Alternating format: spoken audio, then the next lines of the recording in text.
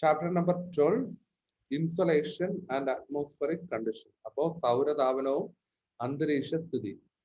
നമുക്കത് ഇപ്പൊ സൂര്യനും അതുപോലുള്ള നമ്മുടെ അറ്റ്മോസ്ഫിയറും അതൊക്കെ നമുക്ക് ഈ ചാപ്റ്ററിൽ പഠിക്കാനായിട്ടുള്ളത്. Munnar the lowest temperature in the last 50 years record. അപ്പൊ നമുക്ക് ഈ ഒരു നമ്മുടെ ഈ ഒരു പത്ര കട്ടിങ്സും കാര്യങ്ങളൊക്കെ എന്നുള്ളത് കൊളാഷൻ. Nedumbassery airport closed for 2 days due to heavy rains. Alappuzha heavy rains, low dying areas spread. Ponmudi dense forest in the valley. അപ്പൊ ഇത്തരത്തിലുള്ള ന്യൂസ്, അതായത് നമ്മുടെ ആ ഒരു ക്ലൈമറ്റിൽ അല്ലെ അറ്റ്മോസ്ഫിയറിൽ ചേഞ്ച് വരുന്ന ഇത്തരത്തിലുള്ള ന്യൂസ് ആണ് ഇതിൽ കൊടുത്തിട്ടുള്ളത്. Take a look at the news collage. You might be familiar with similar situation. അപ്പൊ നമ്മുടെ കഴിഞ്ഞ ആ ഒരു പ്രളയം വന്ന സമയത്ത്, ഫ്ലഡ് വന്ന സമയത്ത് നമുക്കറിയാം നെടുമ്പാശ്ശേരി വിമാനത്താവളമൊക്കെ പൂട്ടിയിട്ടു. അത് കഴിഞ്ഞിട്ട് അവിടെ ഫുൾ വെള്ളം കയറി. ഇപ്പോ അല്ല ടോട്ടലി തന്നെ നമുക്ക് മനസ്സിലാക്കാൻ പറ്റി കംപ്ലീറ്റ്ലി ഇഷ്യൂസും കാര്യങ്ങളൊക്കെ ഉണ്ടായി. അടുത്ത് ഈ ചുഴലിക്കാറ്റും അതൊക്കെ വരുമ്പോഴ് നമുക്ക് ഫിഷർമാന് അവിടെ വാർണിംഗ് കൊടുക്കും. അപ്പൊ അത്തരം കാര്യങ്ങളെല്ലാം അവിടെ ഉണ്ടായിട്ടുണ്ട്. Have you ever thought the reason for such situation? നിങ്ങൾ എപ്പോഴെങ്കിലും അത്തരത്തിലുള്ള ആ ഒരു സംഭവം എന്തുകൊണ്ടാണ് ഉണ്ടാവുന്നത് എന്നുള്ള കാര്യം ചിന്തിച്ചിട്ടുണ്ടോ? It is due to some changes occurring in the atmospheric condition. ഞാൻ പറഞ്ഞില്ലേ, അതായത് അറ്റ്മോസ്ഫിയറിൽ ഉണ്ടാവുന്ന ആ ഒരു ചേഞ്ചാണ് ഇതിനെല്ലാം കാരണം. Let us examine the factors influencing the changes in the atmospheric condition and how they do so. അപ്പോൾ ആ ഒരു അറ്റ്മോസ്ഫിയറിക് കണ്ടീഷനും ആ ചേഞ്ചസും how it influencing us and our nature or atmosphere എന്നുള്ളതാണ് നമ്മളിവിടെ ഈ ഒരു ചാപ്റ്ററിൽ നോക്കാൻ പോകുന്നത്. First, sun, the energy provider. As we know, the sun is the sole source of energy for the earth. അപ്പോൾ നമുക്കറിയാം നമ്മുടെ സൺ ആണ് ഏറ്റവും കൂടുതൽ എനർജി നമ്മുടെ എർത്തിൽ തരുന്നത് സൺ ആണ്. മേജർ സോഴ്സ് എന്ന് പറയുന്നത് സണ്ണ് തന്നെയാണ്. Energy from the sun reaches the earth in the form of rays. അപ്പോൾ എനർജി എങ്ങനെയാണ് എർത്തിൽ കിട്ടുന്നത്? റേസിന്റെ ഫോമിലാണ് നമുക്ക് അവിടെ കിട്ടുന്നത്. ഇത് റേസ് എന്ന് പറയുമ്പോൾ സൂര്യരശ്മിയാണ്. അപ്പോൾ ആ റേസ് ആയിട്ടുള്ള ആ ഒരു ഫോമുല നമുക്ക് ഇവിടെ കിട്ടുന്നത്. This is called insulation. അപ്പോൾ ഇത്തരത്തില് നമുക്ക് ആ ഒരു എനർജി സൂര്യനിൽ നിന്ന് റേസിന്റെ ഫോമിൽ കിട്ടുന്നതിനെയാണ് നമ്മൾ ഇൻസുലേഷൻ എന്ന് പറയുന്നത്, അല്ലെങ്കിൽ സൗരതാപനം. അപ്പോ ഈ what is insulation? The energy from the sun reaches the earth in the form of rays is called insolation. The surface of the earth gets heated due to insolation during the daytime. അപ്പോ ഈ സൂര്യനിൽ നിന്നുള്ള ഈ ഒരു വെളിച്ചം റേസിന്റെ ഫോമില് ഭൂമിയിലേക്ക് പതിക്കുമ്പോൾ നമുക്കാണെങ്കിൽ അവിടെ ഒരു ഹീറ്റ്, അപ്പൊ നമ്മുടെ എർത്ത് എന്ന് പറയുന്നത് ചൂടാവാനായിട്ട് തുടങ്ങും. Heat is transmitted to the atmosphere from the heated surface of the earth through different processes. അപ്പോൾ നമ്മുടെ ഈ ഹീറ്റ് വന്ന് നമുക്ക് ഈ റേസിലെ ഫോമില് എർത്തിൽ വന്ന് പതിച്ചതിന് ശേഷം അതിങ്ങനെ സ്പ്രെഡ് ആവും. ആ ഹീറ്റ് നമ്മുടെ അറ്റ്മോസ്ഫിയറിൽ കംപ്ലീറ്റ് ആയിട്ട് സ്പ്രെഡ് ആവും. അത് പല പല വേസിലായിട്ടായിരിക്കും സ്പ്രെഡ് ആവുന്നത്.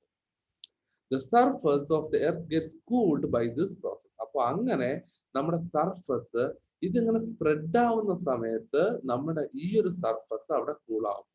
എങ്ങനെയാ? അതായത് നമ്മുടെ ഈ ഒരു സർഫസില് നമ്മുടെ ഈ റേസ് വന്ന് പതിക്കും. അപ്പോ എന്നിട്ട് ആ പതിക്കുന്ന സമയത്ത് അവിടെ നല്ല ചൂടായിരിക്കും, അത് നല്ല ചൂടാവും. പക്ഷെ അതിങ്ങനെ സ്പ്രെഡ് ആവുന്ന സമയത്ത്, ആ ചൂടല്ല ഇങ്ങനെ സ്പ്രെഡ് ആവുന്ന സമയത്ത് ഭൂമി ചെറുതായിട്ട് തണുക്കാനായിട്ട് തുടങ്ങും. The clouds and gases like carbon dioxide in the lower atmosphere absorb the heat radiating from the air. അപ്പോ നമ്മുടെ ക്ലൗഡ്സും അതുപോലെ തന്നെ കാർബൺ ഡയോക്സൈഡും അത് മാത്രമല്ല ഈ താഴെ തട്ടിലുള്ള അന്തരീക്ഷവും, ഇപ്പോ താഴെ തട്ടിലുള്ള അന്തരീക്ഷവും എല്ലാം തന്നെ ഈ നമ്മുടെ ഈ ഒരു ഹീറ്റിനെ, ആ റേഡിയേഷനെ എല്ലാം വലിച്ചെടുക്കും. Thus, the heat required for the survival of life is maintained in the lower atmosphere. അപ്പൊ അങ്ങനെയാണ് നമുക്ക് അപ്പോ ഈ ഒരു അതായത് ഈ ഒരു റേഡിയേഷൻ ഈ റേഡിയേഷൻ എല്ലാം നമ്മുടെ ക്ലൗഡ്സും അതുപോലെ തന്നെ അറ്റ്മോസ്ഫിയറും എല്ലാം വലിച്ചെടുത്തിട്ട് നമുക്ക് ഈ ലോവർ അറ്റ്മോസ്ഫിയറിൽ അല്ലെങ്കിൽ നമുക്ക് താഴെത്തട്ടിൽ ഈ ഒരു ലിത്തോസ്ഫിയർ അല്ലെങ്കിൽ ഈ നമുക്ക് ജീവിക്കുന്ന മനുഷ്യ ജീവനുകളും എല്ലാം ഉള്ളിടത്ത് നമുക്ക് ആ ഒരു പ്രോപ്പർ ചൂടും കാര്യങ്ങളും എല്ലാം ആയിരിക്കും കിട്ടുക. അതിന് മുകളിലായിട്ട് തന്നെ ബാക്കിയുള്ള എല്ലാം ഇത് ആ ഒരു റേഡിയേഷൻ കാര്യങ്ങളെല്ലാം ക്ലൗഡ്സും അതായത് നമ്മുടെ കാർബൺ ഡയോക്സൈഡും എല്ലാം തന്നെ ഇത്തരത്തിലുള്ള ഇത് റേസിനെല്ലാം റേഡിയേഷൻസ് എല്ലാം പിടിച്ചെടുക്കും. ബാക്കിയുള്ളതാണ് നമുക്ക് കിട്ടുക. അപ്പൊ അതൊരു പ്രോപ്പർ ആയിട്ട് നമുക്ക് ഇത് ലൈഫിന് പ്രോപ്പർ ആയിട്ടുള്ള ഒരു സംഗതിയായിട്ട് മാറും. ഇത്രയും ഡൗട്ട് ഉണ്ടോ?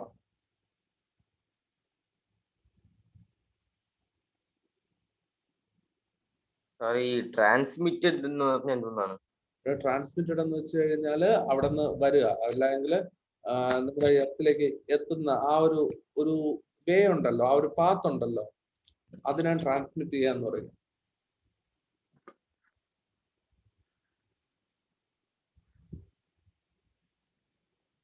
വേറെ ഡൗട്ട് ഉണ്ടോ ആർക്കെങ്കിലും?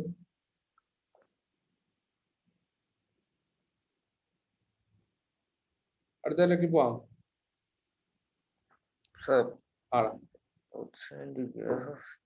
ഈ സൂര്യനിൽ നിന്ന് ഭൂമിയിലേക്ക് വരുന്ന വെളിച്ചമില്ലേ? അതെ. അത് എത്ര നിമിഷം കൊണ്ടാണ് അത് വരുന്നത്? ഇറ്റ്സ് അയാളുടെ സ്പീഡ് എന്ന് പറയുന്നത് എന്താ പറയുന്നത്, ഒരു മിന്നൽ വേഗം എന്ന് പറയത്തില്ലേ, അതിന് ആക്ച്വലി ഒരു വാല്യൂ ഉണ്ടായിരുന്നു. ആ ഒരു അതിന്റെ ഒരു സ്പീഡ് എത്രയോ ഇയേഴ്സിലാണ് അതിൽ കണക്കാക്കുന്നത്. അത്രയും സ്പീഡിലാണ് വരുന്നത്. എത്രയോ ഇയേഴ്സാ, ഞാൻ കറക്റ്റ് ആ വാല്യൂ ഒന്ന് നോക്കിയിട്ട് പറയാം. എത്രയോ ഇയേഴ്സ് എന്ന് പറയുന്ന ഒരു കണക്കിലായിരിക്കും അത് വരുന്നത്. അത്രയും സ്പീഡിലാണ് വരുന്നത്. അല്ല സാർ, സൂര്യനിൽ നിന്ന് ഇങ്ങോട്ടെത്താൻ 8 മിനിറ്റ് എടുക്കും ഇവിടം വരെ എത്താൻ. സൂര്യനിൽ നിന്ന് ലൈറ്റ് ഭൂമിയിലെത്താൻ. ഞാൻ പറഞ്ഞ ആ ഒരു ലൈറ്റിന്റെ സ്പീഡാണ് ഞാൻ പറഞ്ഞത്. അതായത് എത്താനായിട്ട് ഓക്കെ, പക്ഷെ അതിന്റെ ആ ഒരു സ്പീഡ് എന്ന് പറയുന്നത് അവർ കാൽക്കുലേറ്റ് ചെയ്യുന്നത് എത്രയോ ഒരു ഇയേഴ്സ് എന്ന് പറയുന്ന ഒരു കണക്കിന് അവര് കാൽക്കുലേറ്റ് ചെയ്ത് വെച്ചിട്ടുണ്ട്.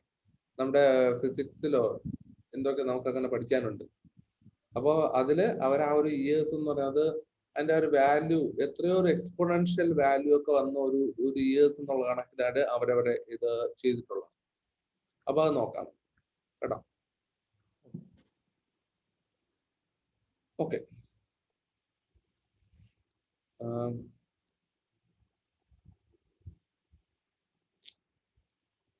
എന്തോടെ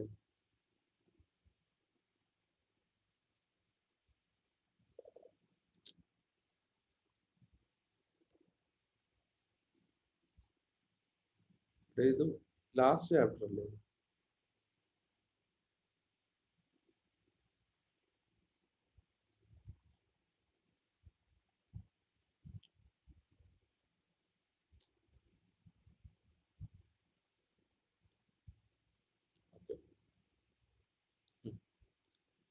അപ്പോ the solar energy is not uniformly distributed on the surface of the earth. അപ്പോൾ നമുക്കറിയാം നമ്മുടെ സോളാർ എനർജി അല്ലെ സോളാർ സിസ്റ്റം സൺ റേസ് ഇങ്ങനെ വരുമ്പോൾ ഇത് എല്ലായിടവും ഒരുപോലെ അല്ല ഈ ഒരു ഡിസ്ട്രിബ്യൂട്ട് ചെയ്യുന്നത്, അല്ലെങ്കിൽ ആ ഒരു എനർജി ഡിസ്ട്രിബ്യൂഷൻ നടക്കുന്നത് എല്ലായിടവും ഒരുപോലെ അല്ല. As the equatorial region receives vertical rays of the sun, the temperature is very high here. അപ്പോൾ നമുക്കറിയാം നമുക്ക് ഈ ഇക്വിറ്റോറിയൽ റീജിയൻ അല്ലെങ്കിൽ ഇക്വേറ്ററിലോട്ട് നമുക്ക് ഈ സൺ റേസ് ഡയറക്റ്റ് ആയിട്ട് വരുന്നത് കൊണ്ട് തന്നെ അവിടെ എന്ന് പറയുന്നത് ചൂട് കൂടുതലായിരിക്കും കമ്പയർ ടു അതർ ട്രോപ്പിക്സ്. ഇപ്പോൾ ട്രോപ്പിക് ഓഫ് ക്യാൻസർ ആയാലും അല്ലെങ്കിൽ ആർട്ടിക് റീജിയൻ ആയാലും അന്റാർട്ടിക് റീജിയൻ ആയാലും അവിടെയൊക്കെ എന്ന് പറയുന്നത് ഇൻക്ലൈൻഡ് ആയിട്ടുള്ള ഒരു സൺറൈസ് ആയിരിക്കും കിട്ടുക. അതായത് നമുക്ക് സ്ട്രെയിറ്റ് ആയിട്ടുള്ള അല്ല, ഒരു വളഞ്ഞ രീതിയിലുള്ള ഇൻക്ലൈൻഡ് ആയിട്ടുള്ള ഒരു സൺറൈസ് ആയിരിക്കും അവിടെ കിട്ടുക. അപ്പൊ അതുകൊണ്ട് തന്നെ അവർക്ക് ഈ ഒരു എനർജി കിട്ടുന്ന അല്ലെങ്കിൽ ചൂടിന്റെ അളവും എല്ലാത്തിനും വ്യത്യാസം ഉണ്ട്. The temperature gradually decreases towards the poles due to inclination of the sunrise. അപ്പോൾ നമ്മുടെ ഈ പോൾസിലോട്ട് പോകുമ്പോൾ നമ്മുടെ ഈ ഒരു സൺറൈസ് ഇൻക്ലൈൻ ചെയ്ത്, അതായത് നമുക്ക് ആ ഒരു കർവോട് കൂടി അല്ലെങ്കിൽ പ്രോപ്പർ ഡയറക്റ്റ് ആയിട്ട് വെർട്ടിക്കലി ഫോൾ ചെയ്യാത്തത് കൊണ്ട് തന്നെ അവിടെ ടെമ്പറേച്ചർ കുറയും.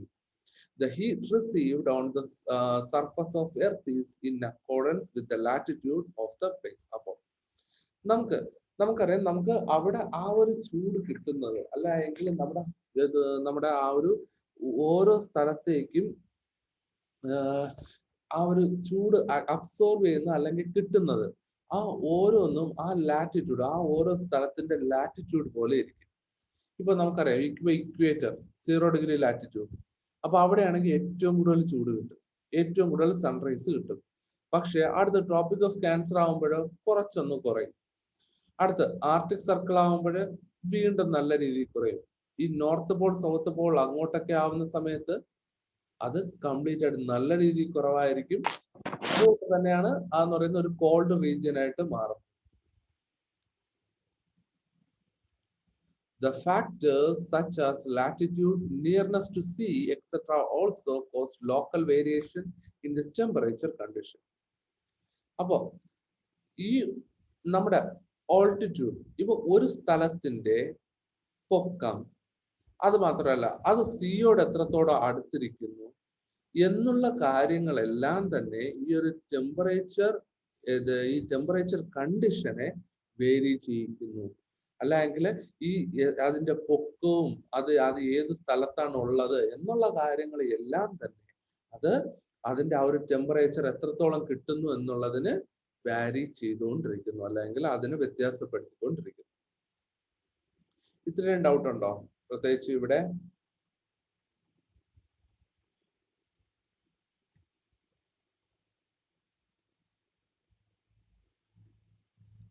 ഈ നോർത്ത് പോൾ സൗത്ത് പോലോട്ടൊക്കെ ഈ സൂര്യ വെളിച്ചം നല്ല കുറവാണല്ലേ? അവിടെയൊക്കെ എന്താ പറയാ, അവിടെയൊക്കെ അല്ലടാ ഇത് നമ്മുടെ ഈ 6 മാസം പകലും 6 മാസം രാത്രി എന്നൊക്കെ പറയുന്നത്.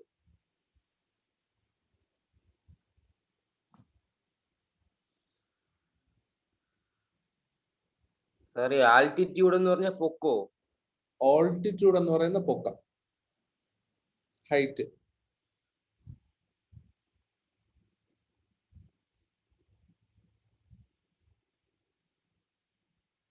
വേറെ ഡൗട്ട് ഉണ്ടോ? ബ്രഹ്മ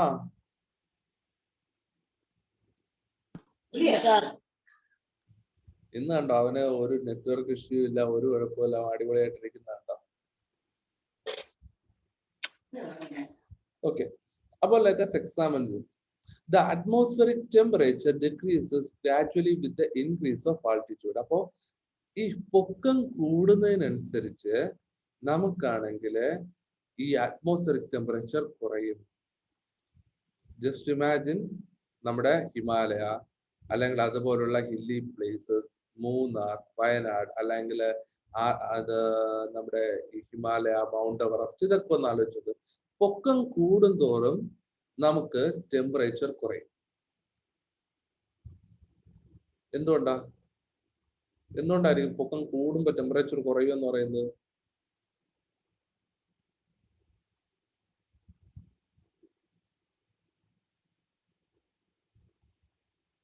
എന്തുകൊണ്ടായിരിക്കും ജീവ? എന്തുകൊണ്ടായിരിക്കൂടാ? അവിടോട്ട് ചൂടൊന്നും എത്താതെ.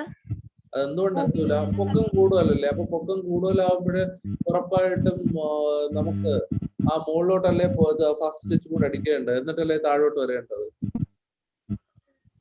അല്ലേ?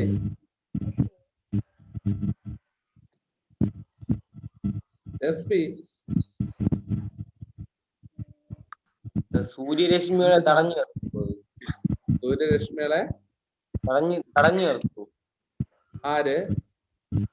ഈ മലയാളം. എടാ അങ്ങനെയാണെങ്കിൽ അവിടെ അല്ലേ ആദ്യം ചൂടടിക്കേണ്ടത്, അവിടെ അല്ലേ ആദ്യം ചൂട് കിട്ടേണ്ടത്.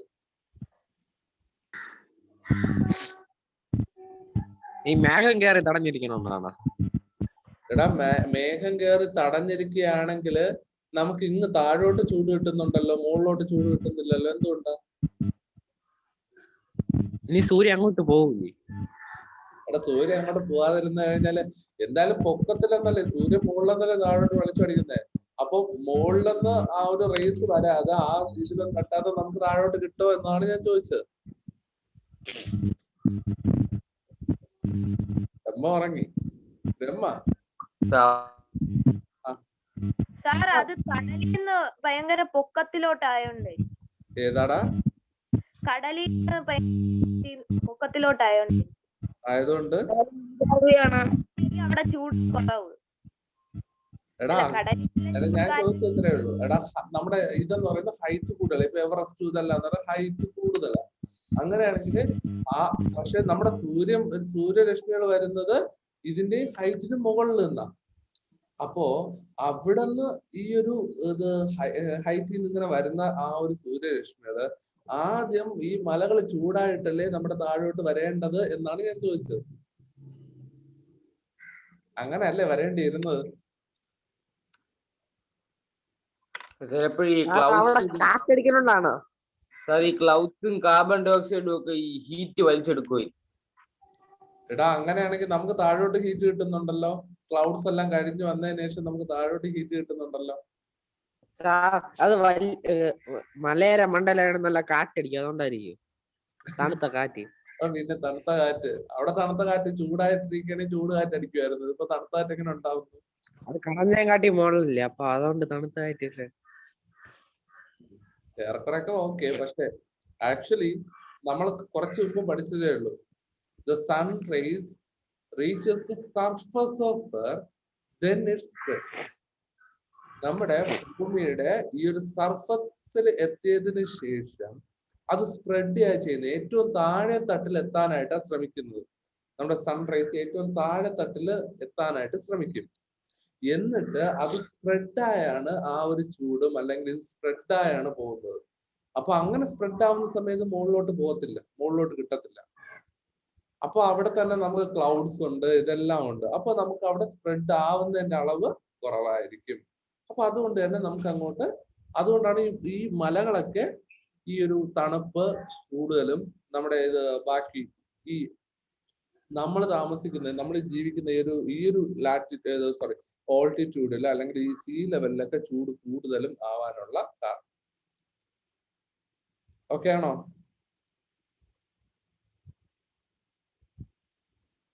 സാർ ഈ പൊക്കമുള്ള റീജിയൻസിലൊക്കെ ഈ സ്പ്രെഡ് ഇത് ചെയ്യണത് കുറവാവൂലേ? കുറയും.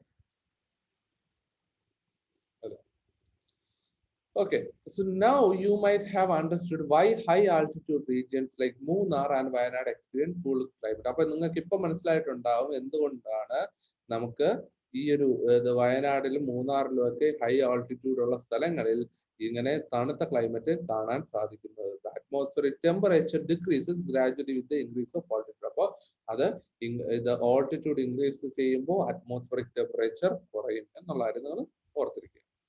The temperature of the coastal region is regulated by the winds blowing from sea to land during the daytime and vice versa during the night. അപ്പോൾ ടെമ്പറേച്ചർ എങ്ങനെയാ?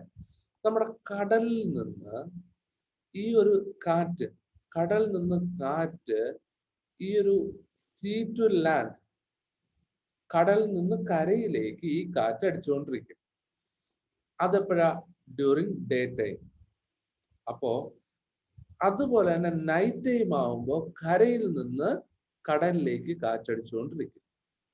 ഈ ഒരു കണ്ടീഷൻ ഇങ്ങനെ കാറ്റടിക്കുന്നത് കൊണ്ട് തന്നെ ഈ ടെമ്പറേച്ചർ ആണെങ്കിൽ ഈ ഒരു കോസ്റ്റൽ റീജിയനിൽ റെഗുലേറ്റ് ആയിക്കൊണ്ടിരിക്കും. ഇപ്പോ കാറ്റിലൂടെയും എല്ലാം അവരുടെ ആ ഒരു ക്ലൈമറ്റ് ഒരു പ്രോപ്പർ ക്ലൈമറ്റിൽ നിൽക്കാൻ കാരണം നമുക്ക് ഈ ഒരു ഇതാണ്. അല്ലെങ്കിൽ ഈ ഒരു റെഗുലേഷന്റെ ഭാഗമായിട്ടാണ്, ഈ ടെമ്പറേച്ചറിന്റെ ആ ഒരു റെഗുലേഷന്റെ ഭാഗമായിട്ടാണ് ഈ കടൽക്കാറ്റ്, കരക്കാറ്റ്, ലാൻഡ് ബ്രീസും അതുപോലെ തന്നെ ഇത് സീ ബ്രീസും ഒക്കെ നിങ്ങൾ കേട്ടിട്ടില്ലേ? അപ്പോൾ ആ ഒരു കണക്ക്, കടലിൽ നിന്ന് കരയിലേക്ക് കാറ്റ് ഡേ ടൈമിലടിക്കും, നൈറ്റ് ടൈം ആണെങ്കിൽ കരയിൽ നിന്ന് കടലിലേക്കും. അതാണ് ഇതിന്റെ ഒരു റീസൺ എന്ന് പറയുന്നത്. ഡൗട്ട് ഉണ്ടോ?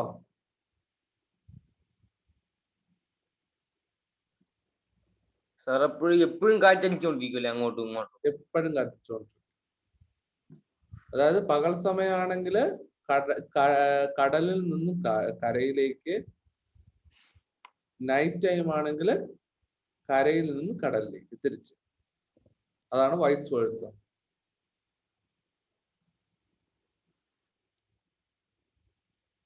ഓക്കെ ആണോ? ജീവ ഓക്കെ സർ. ഓക്കെ ആണ്. Okay DJ Pakru. Okay sir. ആ ഓക്കെ. രാവിലെ തന്നെ നീ ഒന്ന് ആക്റ്റീവായിട്ടൊക്കെ ഇരിക്കേ. Okay. How is temperature measured? നമുക്ക് എങ്ങനെയാണ് ഈ ഒരു ടെമ്പറേച്ചറിനെ അളക്കാൻ പറ്റുന്നത്? Atmospheric temperature is measured using the instrument called thermometer. നമ്മുടെ തെർമോമീറ്റർ യൂസ് ചെയ്താണ് നമ്മുടെ അറ്റ്മോസ്ഫറിക് ടെമ്പറേച്ചർ നമ്മൾ അളക്കുന്നത്. It records temperature in degree Celsius or degree Fahrenheit. അപ്പോൾ നമുക്ക് രണ്ടളവ് നമുക്ക് കാണാൻ പറ്റും. ഫാരൻഹീറ്റിലും അറിയാൻ പറ്റും, അതുപോലെ തന്നെ നമുക്ക് ഇത് സെൽഷ്യസിലും അറിയാൻ പറ്റും. ഇപ്പോ ഞാൻ ചോദിക്കട്ടെ, നമ്മുടെ ഈ പനിയൊക്കെ നോക്കുമല്ലോ, നമ്മുടെ പനിയൊക്കെ നമ്മൾ നോക്കുമല്ലോ. അപ്പോ നമ്മൾ അത് ഏതളവാ നമ്മൾ നോക്കുന്നത്? ഡിഗ്രി സെൽഷ്യസ് ആണോ ഫാരൻഹീറ്റ് ആണോ?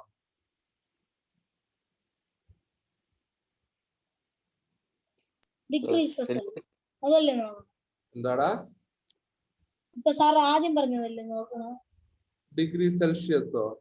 ഓ അല്ലേ? ഇത് എല്ലാരും അത് തന്നെയാണോ പറയുന്നത്?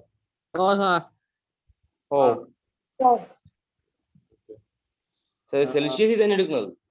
സെൽഷ്യസിൽ തന്നെയാണ് എടുക്കുന്നത്. അപ്പോ അതിനർത്ഥം ഇത് നമുക്കിപ്പോ എത്ര ഡിഗ്രി ചൂടെന്നൊക്കെ പറയും? പനി അളക്കുമ്പോ എത്ര ഡിഗ്രി ചൂടെന്നൊക്കെ പറയും നമ്മൾ സാധാരണ പറയുമ്പോ? 60 ഡിഗ്രി.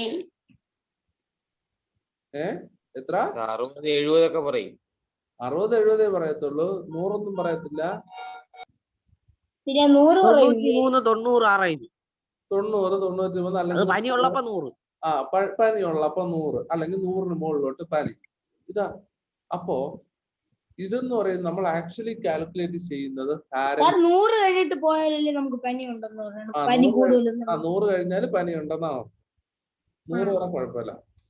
അതായത് 100 എന്ന് പറയുന്നത് ഒരു 37 ഡിഗ്രി സെൽഷ്യസിൽ നിൽക്കും. അതുകൊണ്ട് നമ്മുടെ നോർമൽ റൂം ടെമ്പറേച്ചർ എന്ന് പറയുന്നത് 37 ഡിഗ്രി സെൽഷ്യസ് ആണ്. അതിൽ കൂടുതൽ 40 ഡിഗ്രി ചൂടെന്ന് തന്നെ നമ്മൾ പുറത്ത് 40 ഡിഗ്രി ചൂടെന്ന് പറയുന്നത് തന്നെ നമുക്ക് സഹിക്കാൻ പറ്റാത്ത ചൂടാ അറ്റ്മോസ്ഫിയറിൽ നിന്ന് കിട്ടുന്നത്. അപ്പൊ നമുക്ക് 100 ഡിഗ്രി പനി എന്ന് പറഞ്ഞു കഴിഞ്ഞാൽ നമുക്ക് എങ്ങനെയെങ്കിലും നമുക്കത് കാൽക്കുലേറ്റ് ചെയ്യാൻ പറ്റും, അല്ലെങ്കിൽ നമുക്ക് ഇത് ചിന്തിക്കാൻ പറ്റുന്ന കാര്യമാണ്. ആക്ച്വലി അവരവിടെ 100 ഡിഗ്രി എന്നൊക്കെ പറയുന്നത് ഫാരൻഹീറ്റ് ആണ് അവർ യൂസ് ചെയ്യുന്നത്. ഇപ്പൊ സെൽഷ്യസ് അല്ല അവര് പറയുക, ഫാരൻഹീറ്റ്. ഇപ്പോ 100 ഡിഗ്രി സെൽഷ്യസ് എന്ന് പറയുന്നത്, അല്ലെങ്കിൽ 100 ഡിഗ്രി സെൽഷ്യസ് എന്ന് പറയുന്നത് 212 ഡിഗ്രി ഫാരൻഹീറ്റ് ആണ്. അല്ല എങ്കിൽ ഈ 37 ഡിഗ്രി എന്ന് പറയുന്നത് നമ്മുടെ ഈ ഒരു ഇതുണ്ടല്ലോ, ഈ 37 ഡിഗ്രി സെൽഷ്യസ് എന്ന് പറയുന്നതാണ് 100 ഡിഗ്രി ഫാരൻഹീറ്റ്. അതുകൊണ്ടാണ് ഈ 37 മുകളിൽ പോയി കഴിഞ്ഞാൽ 37 ഡിഗ്രി സെൽഷ്യസിനോ 100 ഡിഗ്രി ഫാരൻഹീറ്റിനോ മുകളിൽ പോയി കഴിഞ്ഞാല് നമുക്ക് പനിയുണ്ട് എന്ന് നമ്മൾ പറയും. മനസ്സിലായോ? അതാണ് സംഭവം. അപ്പൊ ഇനി തെറ്റിക്കരുത്, ഫാരൻഹീറ്റ് ആണ് നമ്മൾ അവിടെ നോക്കുന്നത് പനിയൊക്കെ അളക്കാനായിട്ട്, അല്ലെങ്കിൽ നമ്മൾ ആ ഒരു മെഷർമെന്റ് എടുക്കുന്നത് ഫാരൻഹീറ്റിലാണ്. സാറിന് ഈ വേറെ എന്തൊക്കെ കാര്യത്തിന് ഈ ഫാരൻഹീറ്റ് ഉപയോഗിക്കും? ഇപ്പോ അറ്റ്മോസ്ഫിയറിക് ടെമ്പറേച്ചർ യൂസ് ചെയ്യാം. ഇപ്പോ ഹീറ്റിന്റെ അളവെല്ലാം ഈ രണ്ടിലും നമ്മൾ എടുക്കാൻ പറ്റും. ഇപ്പൊ ഹീറ്റിന്റെ ആ ഒരു ടെമ്പറേച്ചറും അല്ലെങ്കിൽ ഇതുപോലുള്ള ഇത് അളക്കാനായിട്ട് നമ്മൾ ഈ ഫാരൻഹീറ്റും സെൽഷ്യസും യൂസ് ചെയ്യാം. രണ്ട് യൂസ് ചെയ്യാറ്. Depends on different places and you can measure the atmospheric temperature using thermometer. Record the atmospheric temperature at the fixed time every day and display the readings in your classroom. എന്തായാലും നമുക്ക് അതിനുള്ള instrument ഒന്നുമില്ല, നമുക്ക് തൽക്കാലം ഫോണിൽ നോക്കി നമുക്ക് ഇത് മനസ്സിലാക്കാം എത്ര ഡിഗ്രി ചൂട് വേണ്ടെന്ന് നമ്മുടെ അറ്റ്മോസ്ഫിയറിൽ. Okay, let us examine how the variation in the temperature of a region causes other atmospheric phenomena. അപ്പൊ നമുക്ക് ഈ ടെമ്പറേച്ചർ വേരിയേഷൻസ് ഈ അറ്റ്മോസ്ഫിയറിക് ഫിനോമിനയൊക്കെ എങ്ങനെ ബാധിക്കുന്നു എന്നുള്ള കാര്യം നമുക്ക് നോക്കാം. അപ്പൊ ഇതുവരെ പഠിപ്പിച്ചതിൽ എന്തെങ്കിലും ഡൗട്ട് ഉണ്ടോ?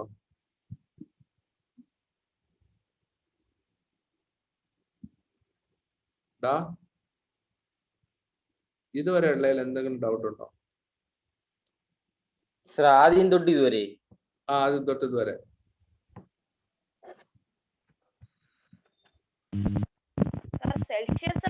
സെൽഷ്യസ് കുറവായിരുന്നാലും ഫാരൻഹീറ്റ് അതിനെപ്പറ്റി കൂടുതലല്ലേ? അതായത് രണ്ടിന്റെയും അളവ് സെയിം തന്നെയാ. ഇപ്പൊ പക്ഷെ നമ്മൾ കാൽക്കുലേറ്റ് ചെയ്യുമ്പോൾ ഫാരൻഹീറ്റ് എന്ന് പറയുമ്പോൾ ഇതിന് കൂടുതലാണ്, അതായത് ആ ഒരു അളവ് എന്ന് പറയുന്നത് കൂടുതലാണ്.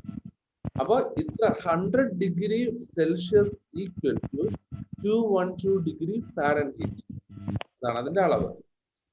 അല്ല, അപ്പൊ 1 ഡിഗ്രി സെൽഷ്യസ് എത്ര ഫാരൻഹീറ്റ് ആണ്? ആ 1 ഡിഗ്രി സെൽഷ്യസ് എന്ന് പറയുമ്പോ എനിക്ക് തോന്നുന്നു 1 ഡിഗ്രി ആകുമ്പോൾ 33 ഡിഗ്രി ആയിട്ട് ഫാരൻഹീറ്റ് വരും.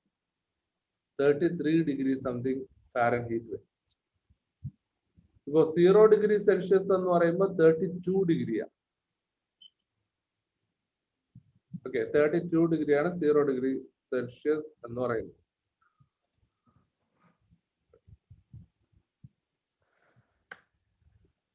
അതിനൊരു ഫോർമുല ഉണ്ട് കേട്ടോ. സെൽഷ്യസിനെ ഫാരൻഹീറ്റ് ആയി കൺവേർട്ട് ചെയ്യാനും ഫാരൻഹീറ്റിനെ സെൽഷ്യസ് ആയി കൺവേർട്ട് ചെയ്യാനും ഉള്ള ഒരു ഫോർമുലയൊക്കെ ഉണ്ട്. ഇത് സെൽഷ്യസ് ഇൻറ്റു 9/5 പ്ലസ് 32 എന്ന് പറഞ്ഞൊരു ഫോർമുല ഒക്കെ ഉണ്ട്. പക്ഷെ അത് നിങ്ങൾക്ക് ഇപ്പൊ പഠിക്കാനില്ല. അത് നിങ്ങൾ എനിക്കൊന്ന് 9-ലോ 10-ലോ പോകുമ്പോൾ മാത്രമേ പഠിക്കത്തുള്ളൂ. അപ്പൊ അങ്ങനെ നമുക്കൊരു ഫോർമുല ഒക്കെ ഉണ്ട് ഇത് കണ്ടുപിടിക്കാനായിട്ട്. അതോ ഇനി നിങ്ങൾ അതും ഇതിൽ പഠിക്കും, സോഷ്യലിൽ പഠിക്കുമെന്ന് തോന്നുന്നില്ല. എനിക്ക് തോന്നുന്നു ഇത് ഫിസിക്സിലോ കെമിസ്ട്രിയിലോ ഫിസിക്സിലോ എന്തെങ്കിലും പഠിക്കത്തേ ഉള്ളൂ. അപ്പൊ നമുക്ക് അടുത്ത ടോപ്പിക്കിലേക്ക് പോവാം. Temperature and movement of air. നമ്മുടെ ആ ഒരു എയറും അതുപോലെ ടെമ്പറേച്ചറും എങ്ങനെയൊക്കെ ബന്ധപ്പെട്ടിരിക്കുന്നു.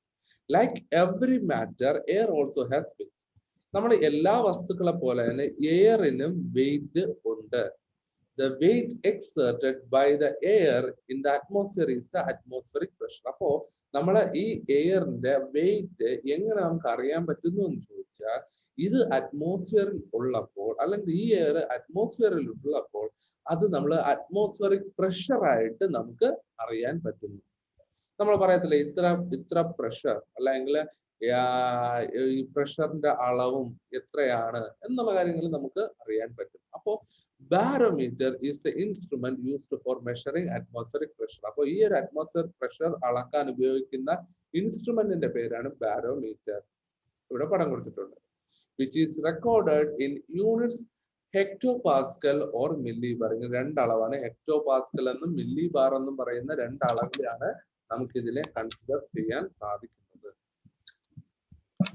As we feel the presence of air only when it moves. അപ്പൊ നമുക്കിത് എപ്പോ ഈ എയറിന്റെ ആ ഒരു പ്രസൻസ് എപ്പോ അറിയാമെന്ന് ചോദിച്ചാൽ, ഇതാണെങ്കിൽ മൂവ് ചെയ്യുന്ന സമയത്ത് നമുക്ക് ഇതിനെ കുറിച്ച് ഇത് അറിയാൻ പറ്റും. ഈ ഒരു ഇതിന്റെ പ്രസൻസ് എങ്ങനെയാണ് എന്നുള്ള കാര്യം അറിയാം.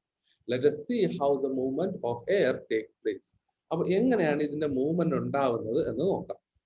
As a result of insolation, നമ്മുടെ ഇൻസുലേഷൻ അതായത് സൂര്യനിൽ നിന്ന് ആ ഒരു റേസ് ഭൂമിയിൽ എത്തുമ്പോൾ ദ അറ്റ്മോസ്ഫിയറിക് എയർ എക്സ്പാൻഡ്. അപ്പോൾ നമ്മുടെ ഈ ഒരു അറ്റ്മോസ്ഫിയറിലുള്ള എയർ അത് എക്സ്പാൻഡ് ചെയ്യും. Becomes less dense and rise up. അപ്പോൾ അതിനാണെങ്കിൽ ഡെൻസിറ്റി കുറയുകയും അല്ലെങ്കിൽ അതിന്റെ ആ ഒരു വെയിറ്റും കാര്യങ്ങളും കുറയുകയും എന്നിട്ട് അത് അന്തരീക്ഷത്തിലേക്ക് പൊങ്ങുകയും ചെയ്യും.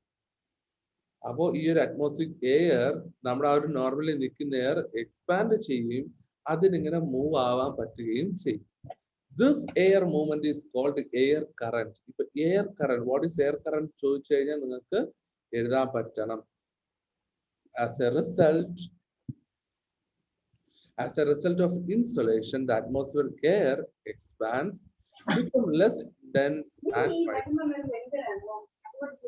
This air movement is called air current. അപ്പൊ ഇതിനെയാണ് ഈ ഒരു മൂവ്മെന്റ്. ഇപ്പൊ നമുക്ക് ഈ അറ്റ്മോസ്ഫിയറിക് ഇൻസുലേഷനില് നമുക്ക് അറ്റ്മോസ്ഫിയറിക് എയർ വികസിക്കുകയും അതോടൊപ്പം അതാണെങ്കിൽ ഡെൻസിറ്റി കുറയുകയും അതിങ്ങനെ പൊങ്ങുകയും ചെയ്യും.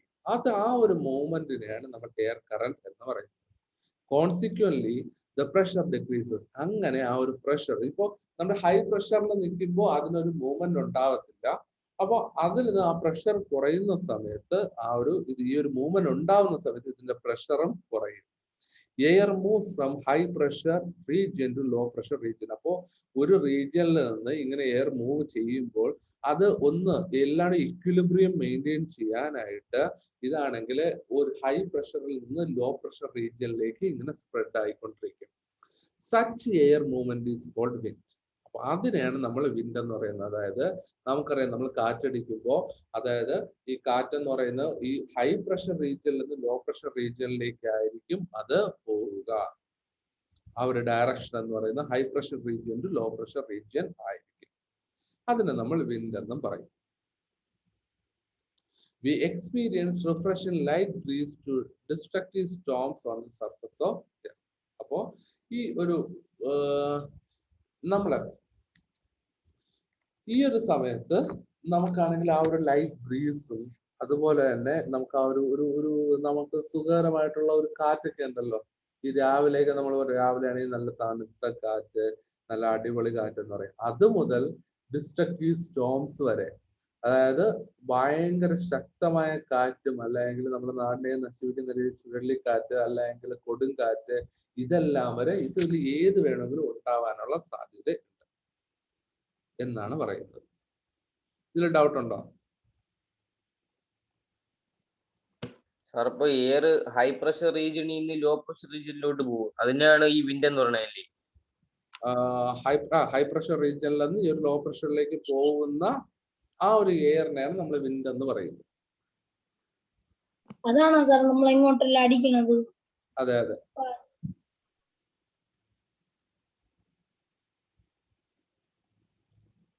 സാർ ഒരു സംശയമുണ്ട്, ഈ ഹൈ പ്രഷർ റീജിയനൊക്കെ നല്ല ചൂടായിരിക്കും? ഹൈ പ്രഷർ റീജിയനൊക്കെ നല്ല ചൂട് ആയിരിക്കും. എത്ര ഡിഗ്രി ആയിരിക്കും ചൂട്? എടാ അത്ര അങ്ങനെ നമുക്ക് അതാ പറഞ്ഞത്, അത് നമുക്ക് അങ്ങനെ പറയാൻ പറ്റത്തില്ല. ഡിപ്പെൻസ്. ഇപ്പൊ നമ്മൾ ഇളം കാറ്റിനാണെങ്കിൽ അതിന് ചൂടില്ലല്ലോ. അത് ഉണ്ട്, ചെറിയ ചൂടുണ്ട്. നീ നല്ല തണുത്ത കാറ്റെന്ന് പറയുമ്പോ അതിന് ഭയങ്കര ചൂടായിരിക്കും. അങ്ങനല്ലേ, തണുത്ത കാറ്റാണെങ്കിൽ തണുത്ത കാറ്റ്, ചൂട് കാറ്റാണെങ്കിലും എല്ലാത്തിനും ആ ഒരു ചൂട് ഞാൻ പറഞ്ഞില്ല, as A result of insulation, ആ ഒരു ചൂട് ഇവിടെ വന്നതിന് ശേഷമാണ് ഈ എയർ എക്സ്പാൻഡ് ചെയ്യുന്നതും അത് മൂവ്മെന്റ് സ്റ്റാർട്ട് ചെയ്യുന്നതും. അപ്പോ അതെന്ന് പറയുന്നത് ചൂടിന്റെ ഭാഗം തന്നെയാണല്ലോ. ഓക്കെ,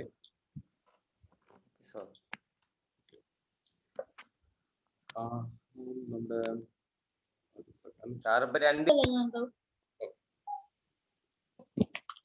അടുത്തത്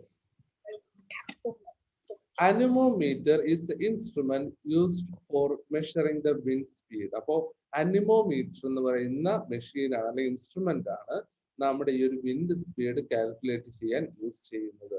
wind vane is use to find the direction of wind. അപ്പോൾ വിൻഡ് വെയിൻ, അപ്പോൾ അതെന്ന് പറയുന്നത് നമുക്ക് അതിന്റെ ഡയറക്ഷൻ എങ്ങോട്ടാണ്, വിൻഡിന്റെ ഡയറക്ഷൻ എങ്ങോട്ടാണ് എന്നുള്ള കാര്യം അറിയാനായിട്ട് സാധിക്കുന്ന ഇൻസ്ട്രുമെന്റ് ആണ് വിൻഡ് വെയിൻ എന്ന് പറയുന്നത്. അടുത്ത temperature and water in the atmosphere. അടുത്ത ടോപ്പിക് ആണ്. Observe the figure 12.6. ഈ ഒരു ഫിഗർ നോക്കുക. You might have seen water rising up as water vapor on heat. അപ്പോൾ ഇതിപ്പോ ചൂടാക്കുകയാണ്. ചൂടാക്കുന്ന സമയത്ത് നമ്മുടെ ഇതിൽ നിന്ന് വാട്ടർ വേപ്പർ ആയിട്ട് പോകുന്നത് കാണാൻ സാധിക്കും. Likewise, the water on the surface of the earth becomes water vapor and reaches the atmosphere. അങ്ങനെ നമ്മുടെ എർത്ത് സർഫസിലുള്ള വാട്ടർ ഈ വേപ്പറായിട്ട് മാറി അത് അറ്റ്മോസ്ഫിയറിൽ എത്തുന്നു. നമ്മുടെ ഈ ഒരു എർത്തിന്റെ സർഫസിലുള്ള ഈ ഒരു വാട്ടർ കണ്ടൻസ് വാട്ടർ വേപ്പറായിട്ട് മാറി എങ്ങനെ എപ്പോഴും ചൂടുണ്ടാവുമ്പോൾ നീരാവിയായിട്ട് പോകുമോ? നീരാവിയായിട്ട് പോകും. നീരാവിയായിട്ട് അതിങ്ങനെ ഈ അറ്റ്മോസ്ഫിയറിലേക്ക് പോകുന്നു. മഴ പെയ്തതിനു ശേഷം ഈ അടുത്ത ദിവസം സൂര്യൻ വരുമ്പോൾ ഈ മഴവെള്ളം ഈ നീരാവിയായിട്ട് പോകുമല്ലേ? ഒരു സംശയം ചോദിക്കാണ്, ഇപ്പൊ ഈ മഴ വെള്ളം എല്ലാം ഇങ്ങനെ പോകണം, ഇത് അവിടെ കൊണ്ടാണ് ലാസ്റ്റ് കൊണ്ട് എത്തിക്കണത്? എവിടെയാടാ? എന്തോടാ? കേട്ടില്ല. മഴ ഇപ്പൊ വീണുകൊണ്ടിരിക്കുന്നു ഇങ്ങനെ, അപ്പൊ ഇതെല്ലാം കൂടി അവിടെയാണ് ലാസ്റ്റ് പോകുന്നത്. സൂര്യന്റെ അടുത്താണ്, കടലിലാണ്. കടല്ല. സൂര്യൻ അപ്പൊ രാവിലെ സൂര്യൻ എണീക്കുമ്പോ അതെല്ലാം വലിച്ചെടുക്കൂലേ? കടലിൽ നിന്ന് അതെന്ന് പറയുന്ന ഒരു സെർട്ടൈൻ എമൗണ്ട് ഓഫ് വാട്ടർ മാത്രമല്ലേ അത് വലിച്ചെടുക്കത്തുള്ളൂ. അതായത് ഇത്രയും വെള്ളമുണ്ട് കടലിൽ, ഇത്രയും വെള്ളമുണ്ട്. കടലിൽ അന്ന് ഇങ്ങനെ വാട്ടർ വേപ്പർ ഇങ്ങനെ ഫോം ചെയ്തുകൊണ്ടേ ഇരിക്കുന്നുണ്ട്. അത് നമ്മുടെ അറ്റ്മോസ്ഫിയറിലുള്ള ആ ഒരു മോയ്സ്ചറും അതുപോലെ തന്നെ ക്ലൗഡ്സും എല്ലാം പിടിച്ചെടുക്കുന്നുണ്ട്. ക്ലൗഡ്സിൽ സ്റ്റോറേജ് കുറെ ആവുമ്പോഴാണ് നമുക്ക് അവിടെ നിന്ന് മഴ ലഭിക്കുന്നത്. അപ്പോൾ സ്റ്റോറേജ് അത് ക്ലൗഡ്സിൽ എത്രത്തോളം സ്റ്റോർ ചെയ്യാൻ പറ്റും അത് അവിടെ സ്റ്റോർ ചെയ്യും. അപ്പൊ ഈ ഒരു വാട്ടർ വേപ്പർ അത് നമുക്ക് താഴോട്ട് പഠിക്കാനുണ്ട്. ഈ ഒരു വാട്ടർ വേപ്പർ നമ്മുടെ ഇവിടെ നിന്ന് മുകളിലോട്ട് പോകുമ്പോൾ അത് സൂര്യന്റെ ആ ഒരു ഈ ഒരു വെളിച്ചം ചൂടും കാരണം ഇത് വേപ്പറായിട്ട് പോകും. അപ്പൊ നമ്മുടെ ക്ലൗഡ്സ് അവിടെ നിൽപ്പുണ്ട്. ക്ലൗഡ്സ് ആണെങ്കിൽ ഇതിൽ ഈ പാർട്ടിക്കിൾസ് എല്ലാം വേപ്പർ എല്ലാം ഈ ക്ലൗഡ്സിൽ തട്ടി ക്ലൗഡ്സ് ആണെങ്കിൽ ഇതിനെ പിടിച്ചെടുക്കും. അതവിടെ സ്റ്റോർ ചെയ്ത് വെച്ചിരിക്കും. പിന്നെ കുറെ കാലം കഴിയുമ്പോൾ നമുക്ക് അടുത്ത് മഴയായിട്ട് തിരിച്ചു തരും. പിന്നെ അല്ലേ? പിന്നെ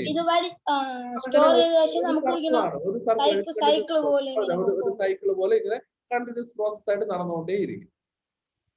അത്രേ ഉള്ളൂ സംഭവം.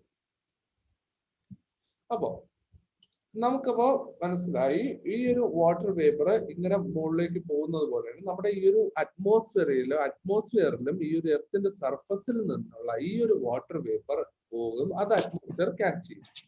The moisture content in the atmosphere is called humidity. അപ്പോൾ മോയ്സ്ചർ കണ്ടന്റ്, അപ്പോൾ അതായത് ചെറിയൊരു ഈർപ്പം, ഒരു ഈർപ്പം നമുക്കപ്പോൾ അവിടെ ഫീൽ ചെയ്യുന്നതിനാണ് ഹ്യൂമിഡിറ്റി എന്ന് പറയുന്നത്. അതെങ്ങനെ ഫീൽ ചെയ്യുന്നു എന്ന് ചോദിച്ചു കഴിഞ്ഞാല് നമ്മുടെ പ്രത്യേകിച്ച് നമുക്ക് ഹ്യൂമിഡിറ്റി നമുക്ക് ഫീൽ ചെയ്യുന്ന ഈ കടൽ തീരത്തൊക്കെ താമസിക്കുന്നവർക്ക്, കോസ്റ്റൽ ഏരിയസിലൊക്കെ താമസിക്കുന്നവർക്ക് അവിടെ ഈ ഹ്യൂമിഡിറ്റിയുടെ അളവ് ഭയങ്കര കൂടുതലായിരിക്കും. കാരണം നമ്മുടെ എർത്തിന്റെ സർഫസിലുള്ള ഈ പൊടിപടലങ്ങൾ എല്ലാം തന്നെ നമ്മൾ ഈ ഒരു വാട്ടർ വേപ്പറായിട്ട് മുകളിലേക്ക് പോകുമല്ലോ. ആ പോകുന്ന സമയത്ത് ഈ ഒരു പൊടിയും ഡസ്റ്റും എല്ലാം തന്നെ ഇത് പിടിച്ചെടുക്കും. ഏതാ? നമ്മുടെ ഈ ഒരു വാട്ടർ വേപ്പർ പിടിച്ചെടുക്കും. ആ വാട്ടർ വേപ്പർ അപ്പോൾ നമുക്ക് കാണാൻ പറ്റാത്ത പാർട്ടിക്കിൾസ് ആണ് ആ പിടിച്ചെടുക്കുന്നത്. ആ ഡസ്റ്റും ഇതെല്ലാം ആ പിടിച്ചെടുക്കുന്നതൊക്കെയാണ് നമുക്ക് ഹ്യൂമിഡിറ്റി ആയിട്ട് ഫീൽ ചെയ്യുന്നത്. അങ്ങനെ പിടിച്ചെടുക്കുമ്പോൾ അത് നമുക്ക് ഹ്യൂമിഡിറ്റി ആയിട്ട് ഫീൽ ചെയ്യും. അതായത് നമുക്കൊരു ഉഷ്ണം, അതായത് കൈയൊക്കെ ഒരുമാതിരി ഒരു വെള്ളം പോലെ ആവുന്നത് പോലെയും തോന്നും. ഇത് ഒരു ചൂടും എല്ലാം കൂടെ വല്ലാത്തൊരു ഇതായിരിക്കും. അപ്പൊ ആ ഒരു ഇതിനെയാണ് നമ്മൾ ഈ ഒരു ഹ്യൂമിഡിറ്റി എന്ന് പറയുന്നത്. The humidity of a place is influenced by the factors such as temperature and the quantity of water present in the surface of earth. അപ്പോൾ ഹ്യൂമിഡിറ്റി എങ്ങനെയാണ് നമുക്ക് ആ ഒരു ഹ്യൂമിഡിറ്റി എന്ന് പറയുന്ന ഒരു സ്ഥലത്തെ എങ്ങനെ ഇൻഫ്ലുവൻസ് ചെയ്യുന്നു എന്ന് ചോദിച്ചു കഴിഞ്ഞാല് അവിടുത്തെ ആ ഒരു ചൂടും അതുപോലെ തന്നെ അവിടെയുള്ള വാട്ടർ കണ്ടന്റും ഡിപ്പെൻഡ് ചെയ്തിരിക്കും. അപ്പോൾ ഈ സർഫസിലുള്ള വാട്ടർ അല്ലെങ്കിൽ എർത്തിന്റെ സർഫസിലുള്ള വാട്ടർ എത്രമാത്രം പ്രസന്റ് ആയിരിക്കുന്നുണ്ടോ അതും ടെമ്പറേച്ചറും തമ്മിലുള്ള ആ ഒരു റിലേഷൻ ആണ് നമുക്ക് ആ ഒരു ഹ്യൂമിഡിറ്റി ആയിട്ട് ഫീൽ ചെയ്യുന്നത്. മനസ്സിലായോ?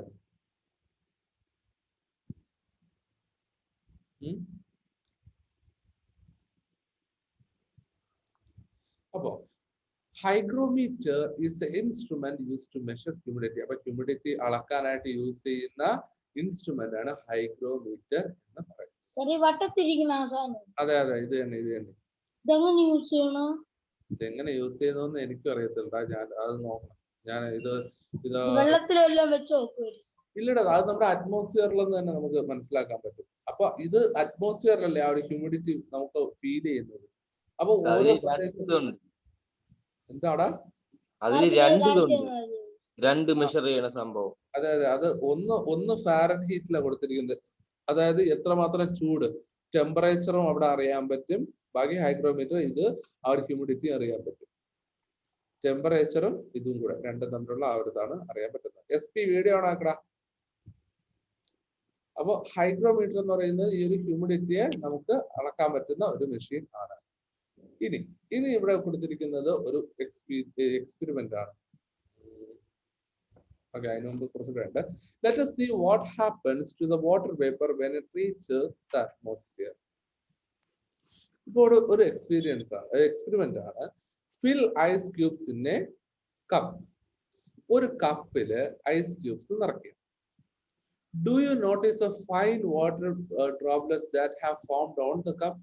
ഇപ്പോൾ ഫോർ എക്സാമ്പിൾ നിങ്ങൾ ഫ്രിഡ്ജിൽ വെച്ച വെള്ളം കുടിച്ചു കഴിഞ്ഞാൽ അറിയാം. ഇപ്പൊ ഫ്രിഡ്ജിൽ ഐസ് കട്ടയായിട്ടിരിക്കും. അത് നമ്മൾ എടുത്തു നോക്കിയാൽ നമ്മുടെ ഈ ബോട്ടിലൊക്കെ ആണെങ്കിൽ ബോട്ടിലിന്റെ പുറത്ത് ഒരുമാതിരി വെള്ളം പോലെ ആദ്യം അതും ശ്രദ്ധിച്ചാൽ അറിയാൻ പറ്റും നമുക്ക്. ആദ്യം കുഞ്ഞു പാർട്ടിക്കിൾസ് കുഞ്ഞായിട്ടിരിക്കും. പക്ഷെ കുറച്ചേരം വച്ചിരിക്കുന്ന സമയത്താണെങ്കിൽ അത് വലിയ പാർട്ടിക്കിൾസ് ആയിട്ട് മാറും. എന്നിട്ട് അങ്ങ് ഒഴുകാനും തുടങ്ങും. ശ്രദ്ധിച്ചിട്ടുണ്ടോ? ഞാൻ സംശയം ചോദിക്കുന്നു. ഇപ്പൊ നല്ല ചൂടുവെള്ളത്തില് നമ്മൾ ഒരു ഐസ് ഇട്ടാൽ ഇങ്ങനെ പുകയായിട്ട് പോകുന്നത് അങ്ങനെ?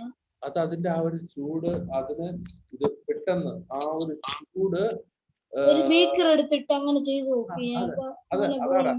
എന്ന് പറയുന്നത് ഇത് പുക വരുന്നതിന്റെ ആ ഒരു കാര്യം എന്ന് വെച്ച് കഴിഞ്ഞാല് ഈ ചൂട് ഡയറക്റ്റ് ആയിട്ട് പെട്ടെന്ന് തണുപ്പിൽ വരുന്നതാണ്. അപ്പൊ ആ ഒരു ഈ ഒരു പ്രഷറും ആ ഒരു ടെമ്പറേച്ചറും എല്ലാം കൂടെ കൊണ്ട് വേപ്പറായിട്ടും പല ഫോംസ് ആയിട്ട് അത് മാറും.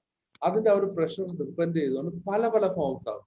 അതിൽ ഒരു ഫോമാണ് നീ കാണുന്ന ഈ വേപ്പർ, ആ ഒരു പുകയെന്ന് പറയുന്നത്. ബാക്കി ഭാഗം എന്ന് പറയുന്നത് അതിന് അറ്റ്മോസ്ഫിയറിലും പോകുന്നുണ്ട്. ബാക്കി ഭാഗം എന്ന് പറയുന്നത് വെള്ളത്തിൽ അലിയുന്നുമുണ്ട്. അപ്പോ അതിന് എത്രയും പെട്ടെന്ന് ആ ഒരു ചൂട് പിടിച്ചു നിൽക്കാൻ പറ്റാത്തത് കൊണ്ട് അത് ഏതൊക്കെ ഫോംസിൽ അതിന് മാറാൻ പറ്റും ആ ഫോംസിലെല്ലാം അത് മാറും ഓട്ടോമാറ്റിക്കലി. അതാണ് സംഭവം. ഓക്കെ. അപ്പോ നമ്മുടെ ഈ ഒരു എക്സ്പെരിമെന്റ് നോക്കിയേ. അപ്പോൾ നിങ്ങൾക്കറിയാം, നിങ്ങൾ കണ്ടിട്ടുണ്ടാവുമല്ലോ. അപ്പൊ ആ ഒരു കപ്പ് അല്ലെങ്കിൽ ആ ഒരു ബോട്ടിലിന്റെ പുറത്ത് ആ ഒരു ഡ്രോപ്ലെറ്റ്സ് ഉള്ളത് നമുക്ക് ആദ്യം കുഞ്ഞായിട്ട് വരും, പിന്നെ അത് വെള്ളം പോലെ. Exactly. As the cup gets cooler, അല്ലെങ്കിൽ വെള്ളത്തിന് ഇതിനകത്തുള്ള ആ ഒരു ഐസ് അല്ലെങ്കിൽ ആ ഒരു കപ്പില് ആ തണുപ്പ് കൂടുന്നതിനനുസരിച്ച് the size of the water droplets increases. അതിന്റെ പുറത്തുള്ള ആ ഒരു വാട്ടർ ഡ്രോപ്ലെറ്റ്സ് നമ്മൾ വലുതായിക്കൊണ്ടേയിരിക്കും. നമ്മൾ കുറച്ചേരം വെച്ചിരിക്കുമ്പോൾ അറിയാൻ പറ്റും. ആദ്യം ചെറുതായിട്ട് വരും, എന്നിട്ട് ആ തുള്ളികളൊക്കെ വലുതായിട്ട് exactly and they start moving down. എന്നിട്ട് അത് താഴേക്ക് ഒഴുകാനായിട്ട് തുടങ്ങും. From where have these water droplets appeared? എവിടെ നിന്നാണ് ഈ വാട്ടർ ഡ്രോപ്ലെറ്റ്സ് ഇതിന്റെ മുകളിൽ വരുന്നത്? നമ്മളെല്ലാം വെള്ളമൊന്നും ഒഴിക്കുന്നില്ല. ഈ ഒരു വാട്ടർ ഡ്രോപ്ലെറ്റ്സ് എവിടെ നിന്ന് വരുന്നു എന്നതാണ് നമ്മൾ ഇവിടെ നോക്കുന്നത്. ആൻസർ ഒക്കെ നമ്മൾ ഏകദേശം ഡിസ്കസ് ചെയ്ത് കഴിഞ്ഞു. എന്നാൽ നമുക്ക് ഇതിലുള്ളത് നോക്കാം.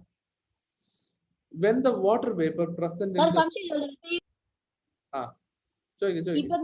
ഇപ്പൊ തണുത്ത വെള്ളം നമ്മൾ വെച്ച് ഒഴുകണം. അത് വെള്ളം അങ്ങനെ അതെ, അത് കുപ്പിക്കകത്തിരിക്കുന്ന വെള്ളം അല്ലല്ലോ, അതിന്റെ ഇരിക്കുന്ന വെള്ളം അല്ലല്ലോ, അത് തണുത്ത വെള്ളമല്ലേ? അതെ. അതെന്തങ്ങനെ? അതാണ് ഇവിടെ നമ്മൾ എന്തുകൊണ്ടാണ് അങ്ങനെ ആ ഒരു ഇത് ഉണ്ടാവുന്നത് നമ്മൾ നോക്കാൻ പോകുന്നത്. ഓക്കെ. അപ്പോ when the water vapor present in the air comes in contact with the cold surface of the cup, it clings as a water droplet. അപ്പോ ഈ നമ്മുടെ ഇതും വാട്ടർ വേപ്പർ ആണ്. ഈ ഒരു വാട്ടർ വേപ്പർ ഇപ്പൊ നമ്മൾ ഇതില് ഇപ്പൊ തണുത്തതായാലും ചൂടായാലും അതിൽ നിന്ന് പുറത്തോട്ട് പോകുന്നത് വാട്ടർ വേപ്പറാണ്. ഇപ്പൊ വാട്ടർ വേപ്പർ, ഈ ഒരു നീരാവി വാട്ടർ വേപ്പർ ഈ ഒരു ഇത് നമ്മുടെ ഈ ഒരു ഗ്ലാസിന്റെ അല്ലെങ്കിൽ ഈ ഒരു കുപ്പിയുടെ ആ ഒരു സർഫസിൽ വരുമ്പോൾ അത് എയറുമായിട്ട് കോണ്ടാക്ട് ചെയ്യുമ്പോൾ അത് ഡ്രോപ്ലെറ്റ് ആയിട്ട് മാറുന്നു. അതായത് നമ്മുടെ ഈ ഒരു മോയ്സ്ചറും പാർട്ടിക്കിൾസും എല്ലാം പുറത്തുണ്ട്. അപ്പോ അല്ല എങ്കിൽ തന്നെ നമുക്ക് എന്താ ഈ ഒരു നീരാവി ആണെങ്കിൽ ഈ ഒരു കപ്പിന്റെ മുകളില് ഈ ഒരു തണുത്ത കപ്പിന്റെ മുകളിൽ വരുമ്പോൾ അത് അവിടെ ആണെങ്കിൽ ഈ വാട്ടർ ഡ്രോപ്ലെറ്റ്സ് ആയിട്ട് അവിടെ ഇങ്ങനെ പറ്റിപ്പിടിക്കുന്നു. The process by which water vapor cools down to liquid state is called condensation. അപ്പോ ഈ നീരാവി തണുത്ത് ജലമായി മാറുന്ന ഈ ഒരു പ്രക്രിയയാണ് നമ്മൾ കണ്ടൻസേഷൻ എന്ന് പറയുന്നത്. അപ്പോൾ condensation is the process which water vapor cools down to liquid state. അപ്പോ നമുക്ക് ആ ഒരു വാട്ടർ വേപ്പർ അവിടെ വാട്ടർ ഡ്രോപ്ലെറ്റ്സ് ആയിട്ട് മാറുന്നു. ആ ഡ്രോപ്ലെറ്റ്സ് വാട്ടർ ആയിട്ട് ഫോം ചെയ്ത് അവിടെ നമുക്ക് വാട്ടർ വേപ്പർ വാട്ടർ ഡ്രോപ്ലെറ്റ്സ് ആയിട്ട് ഫോം ചെയ്ത് അത് വാട്ടർ ആയിട്ട് മാറുന്നു. അപ്പൊ ഈ ഒരു പ്രോസസ്സിനെയാണ് നമ്മൾ കണ്ടൻസേഷൻ എന്ന് പറയുന്നത്. അപ്പൊ കണ്ടൻസേഷൻ എന്നുള്ള ഒരു പ്രോസസ് കാരണമാണ് ഇതിന് തണുക്കുന്നതും തണുത്തിട്ട് വെള്ളം ഒഴുകുന്നതും. The water vapor from the earth on reaching the atmosphere condenses to form fine droplets of water. അപ്പോ ഈ വാട്ടർ വേപ്പർ ഈ നമ്മുടെ എർത്തിലെ, അതായത് ഈ എർത്തിൽ നിന്ന് ഫോം ചെയ്യുന്ന ഈ മഴത്തുള്ളി, സോറി, ഈ വാട്ടർ വേപ്പർ, നീരാവി ഈ മുകളിലേക്ക് എത്തുമ്പോൾ, അറ്റ്മോസ്ഫിയറിലേക്ക് എത്തുമ്പോൾ അത് ജലകണികകളായിട്ട് മാറുന്നു, അല്ലെങ്കിൽ ഈ condenses to form fine droplets. അപ്പൊ ഇങ്ങനെ ഇത് അറ്റ്മോസ്ഫിയറിൽ എത്തുമ്പോൾ അത് വാട്ടർ ഡ്രോപ്ലെറ്റ്സുകളായിട്ട്, ചെറിയ ചെറിയ വാട്ടർ ഡ്രോപ്ലെറ്റ്സുകളായിട്ട് മാറുന്നു. As the atmospheric temperature falls, അപ്പൊ അവിടെ നിന്ന് പിന്നെ ടെമ്പറേച്ചർ കുറയുമ്പോൾ, അറ്റ്മോസ്ഫിയറിന്റെ ടെമ്പറേച്ചർ കുറയുമ്പോൾ the rate of condensation increases. അപ്പോ അവിടെ എന്ന് പറയുന്ന ഈ ഒരു പ്രോസസ്സ് കൂടുതൽ സ്പീഡിൽ നടക്കും. അപ്പോ എത്രത്തോളം തണുക്കോ, ഇപ്പൊ നമുക്ക് തന്നെ അറിയാം, ഈ ഒരു ബോട്ടിൽ എന്ന് പറയുന്ന ബോട്ടിൽ നമുക്ക് ആ ഫ്രിഡ്ജിൽ നിന്ന് എടുക്കുന്ന സമയത്ത് നമുക്ക് പെട്ടെന്ന്, നമുക്ക് നോക്കിക്കൊണ്ടിരിക്കുകയായിരിക്കും, നമുക്ക് പെട്ടെന്ന് ആ ഒരു വെള്ളം അവിടെ സ്പ്രെഡ് ആവുന്നതും അത് പെട്ടെന്ന് വെള്ളമായിട്ട് മാറി ഒഴുകാൻ തുടങ്ങുന്നത്. അപ്പോ അതെന്ന് പറയും because the temperature would be very less in this region. അപ്പൊ ഇവിടെ എന്ന് പറയുന്ന ഈ ഒരു ബോട്ടിൽ എന്ന് പറയുന്നത് ടെമ്പറേച്ചർ ഭയങ്കര കുറവായിരിക്കും, ആ സമയത്ത് ഇതിന്റെ സ്പീഡ് കൂടുതലായിരിക്കും. അപ്പൊ അതുപോലെ തന്നെ എർത്തിൽ നിന്നുള്ള ആ ഒരു വാട്ടർ വേപ്പർ, അല്ലെ എർത്തിൽ നിന്നുള്ള ആ ഒരു വേപ്പർ മുകളിലേക്ക് പോകുമ്പോ ഈ ഒരു ടെമ്പറേച്ചർ കാരണം അവിടെ ഈ ഒരു പ്രോസസ്സ് കുറവായിരിക്കും. പക്ഷെ ടെമ്പറേച്ചർ കുറയുന്ന സമയത്ത് ഇതിന്റെ ആ ഒരു സ്പീഡ് കൂടിക്കൊണ്ടേയിരിക്കും, അല്ലെങ്കിൽ ഈ ഒരു കണ്ടൻസേഷൻ പ്രോസസ്സ് നല്ല സ്പീഡിൽ നടക്കും. അതാണ് as the atmospheric temperature falls, the rate of condensation increases. The water vapor condenses around the finest particles in the atmosphere is called aerosols. നമ്മൾ നേരത്തെ പറഞ്ഞു, ഈ വാട്ടർ വേപ്പർ ഈ നമ്മുടെ ഈ ഉള്ള ഇത് നമുക്ക് കാണാൻ പറ്റാത്തതുമായിട്ടുള്ള ഈ പൊടിപടലങ്ങൾ, അല്ലെങ്കിൽ ഈ ഒരു ഡസ്റ്റില് നമ്മൾ അത് പറ്റിപ്പിടിക്കും. അപ്പോ ഈ വാട്ടർ വേപ്പർ ഇങ്ങനെ മുകളിലേക്ക് പോകുന്ന സമയത്ത് തന്നെ ഇങ്ങനെ പറ്റിപ്പിടിച്ച് അത് ഒരു ഫോം ചെയ്യുന്നതിനെയാണ് നമ്മൾ എയറോസോൾസ് എന്ന് പറയുന്നത്.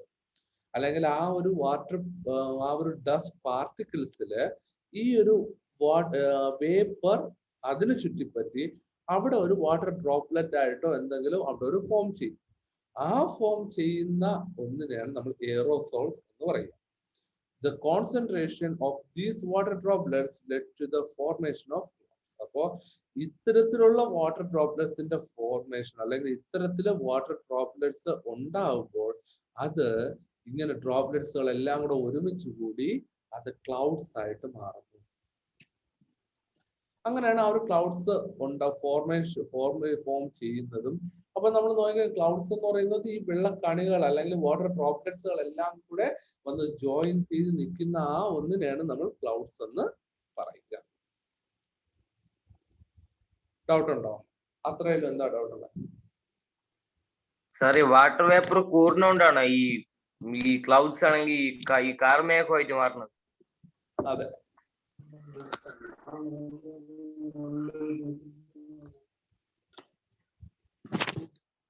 വേറെ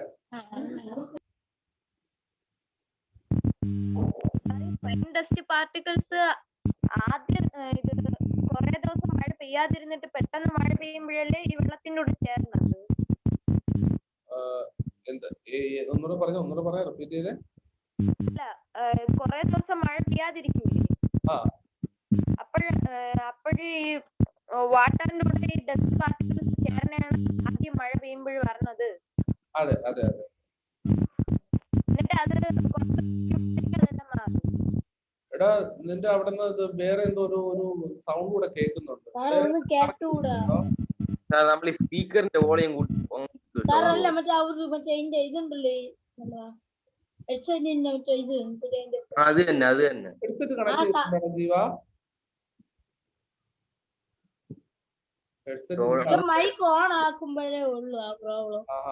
ജീവ ഒന്നുകൂടെ പറഞ്ഞേ. എടാ, അൺമ്യൂട്ട് ചെയ്യാതെ.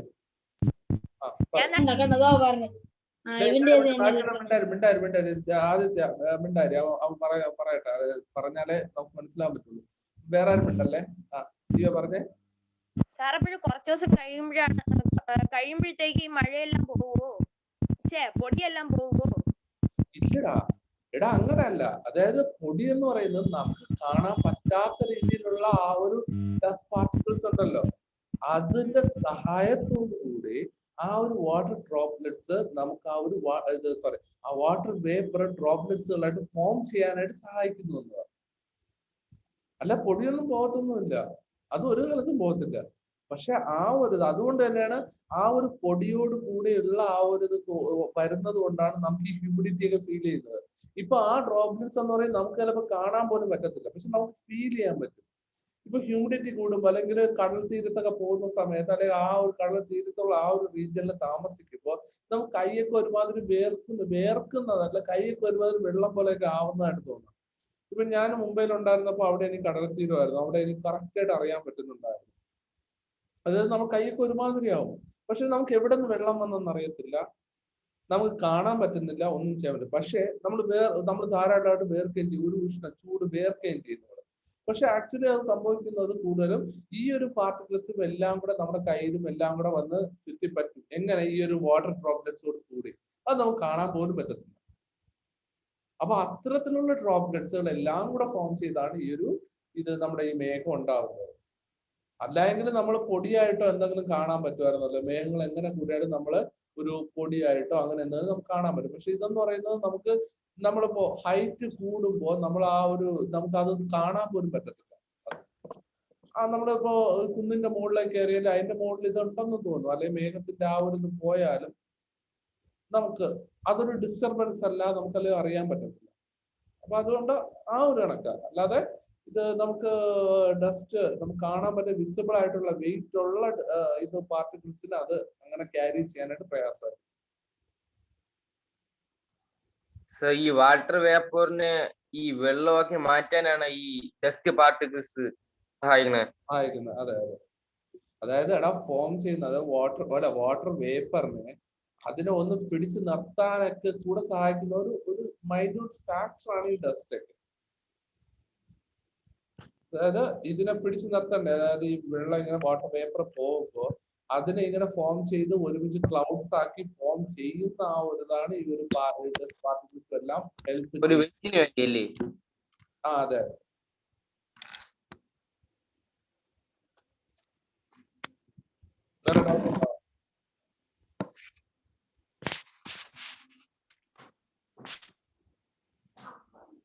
ഓർമ്മ ഈ ചാപ്റ്റർ? ഇത് ഒരു അനുഭവം ഞാൻ ചോദിച്ചോട്ടെ. ഇന്നലെ ആണെങ്കിൽ എന്റെ അമ്മയാണെങ്കിൽ തുണി നനച്ച്, അതാണെങ്കിൽ മുകളില്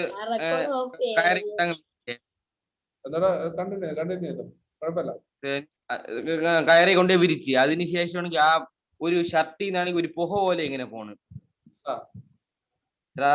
അത് ഈ വാട്ടർ വേപ്പർ അല്ലേ? അത് വേപ്പറാ. അത് പല ഫോംസ് ആയിട്ട് ഫോം ചെയ്യുന്ന വാട്ടർ വേപ്പറുകളാണ്. ഇപ്പൊ വാട്ടർ വേപ്പർ എന്ന് പറയുന്നത് നമുക്ക് ചൂടെന്ന് പറയാൻ പറ്റത്തില്ല, തണുപ്പെന്ന് പറയാൻ പറ്റത്തില്ല. അത് പല ഫോംസ് ആയിട്ട് അവിടെ ഫോം ചെയ്യും, പല ടൈപ്പ് പല സിറ്റുവേഷൻസിൽ അത് അവിടെ ഫോം ചെയ്യും. കേട്ടോ?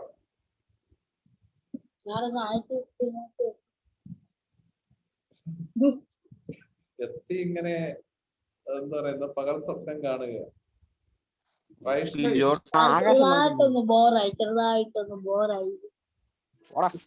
ഇത്രയും നേരം ആക്റ്റീവ് ആയിട്ടിരുന്ന നീ എന്നെ പറയണം.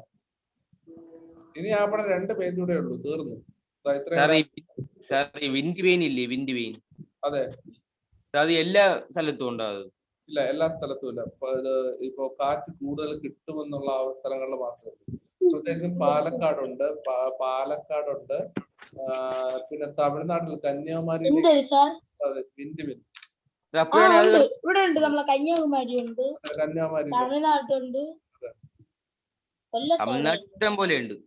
അതെ. കേരളത്തില് പാലക്കാട് പിന്നെ പല സ്ഥലങ്ങളിൽ ഇങ്ങനെ കാറ്റുണ്ടെന്ന് കിട്ടും എന്നുള്ള സ്ഥലങ്ങളില് ഇവിടെ കന്യാകുമാരി ഉണ്ട്. വെയിൻ ഇല്ലേ? Wind vane. കറങ്ങും. അത് കറങ്ങും. അതിന്റെ ഡയറക്ഷൻ അറിയാൻ പറ്റുമല്ലോ. അതായത് വിൻഡ് വെയിൻ എന്ന് പറയുന്നത് ഡയറക്ഷൻ അറിയാൻ പറ്റുന്ന അതിനെയാണ് നമ്മൾ ഇത് പറയുന്നത്. എന്തോ ജീവ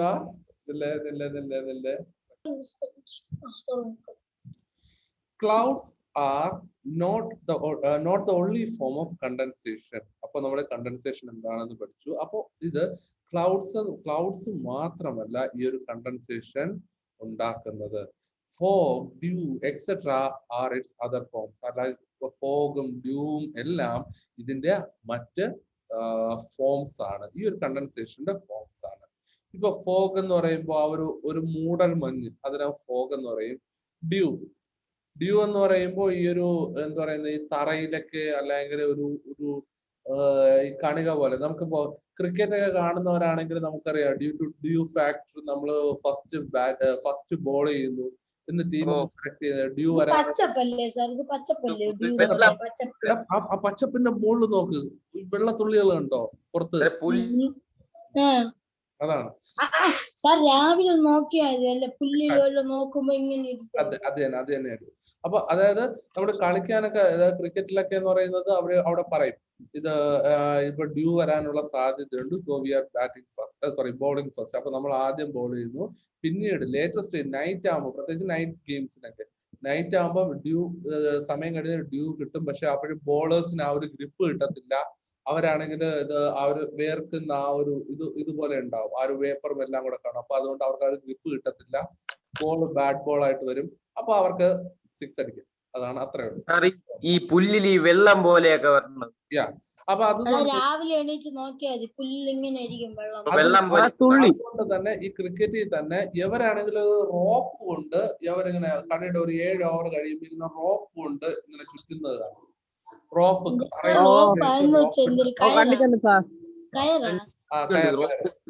അപ്പൊ അതെന്ന് പറയുന്ന ഈ ഒരു ഡ്യൂ മാറ്റാൻ വേണ്ടിയിട്ട് തറയിലുള്ള ആ ഒരു ഡ്യൂയുടെ ആ ഒരു പ്രസൻസ്, അതെ അത് അവിടെ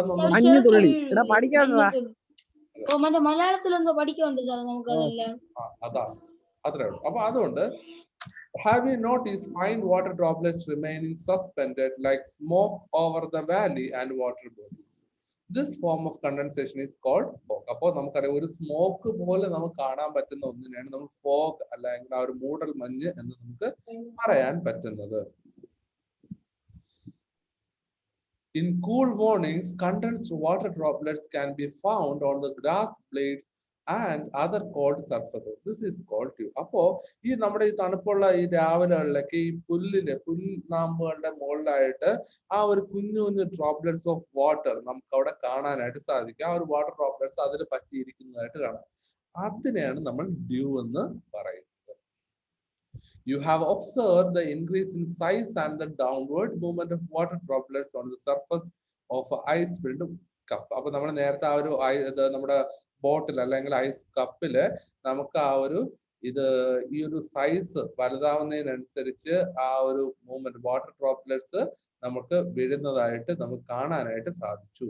As the condensation proceeds, the size and weight of the water droplets increases and they move down under the influence of gravity. അപ്പോ ഈ ഒരു കണ്ടൻസേഷൻ കാരണം ഈ നമ്മുടെ സൈസ്, വാട്ടറിന്റെ ആ ഒരു സൈസ് കൂടുന്നതിനനുസരിച്ച് നമ്മുടെ ഡ്രോപ്ലെറ്റ്സിന്റെ സൈസ് ഇൻക്രീസ് ചെയ്യുമ്പോൾ, അതിന്റെ വെയിറ്റ് ഇൻക്രീസ് ചെയ്യുമ്പോൾ it move downwards due to gravity, influence of gravity.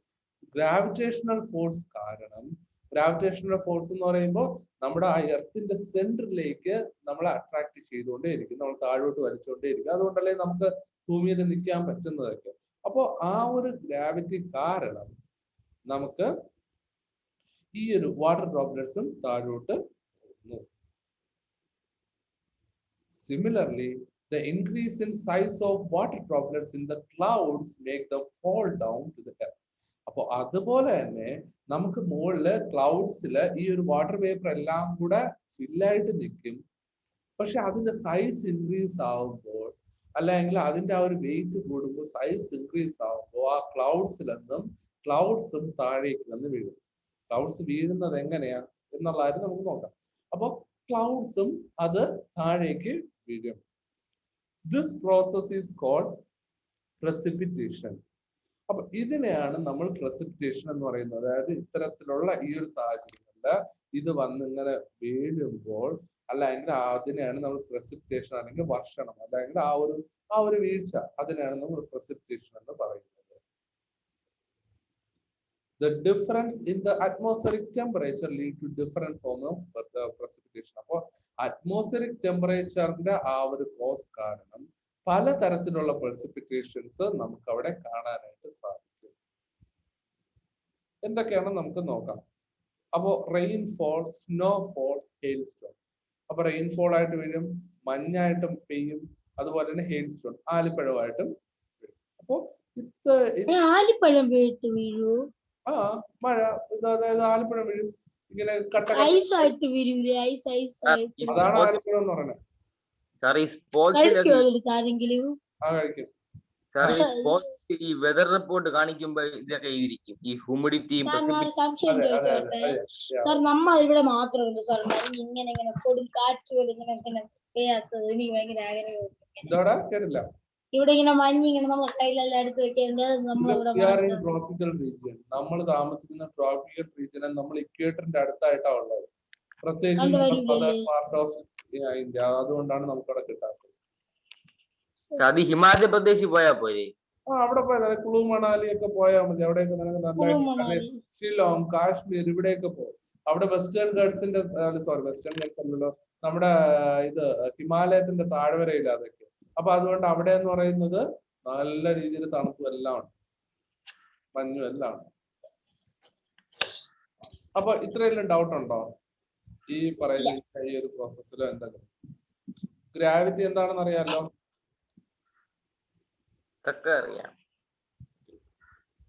അപ്പൊ അതില് എങ്ങനെയാണ് വീഴുന്നത് എന്നുള്ള കാര്യം മനസ്സിലായല്ലോ. എന്തെങ്കിലും ഡൗട്ട് ഉണ്ടോ?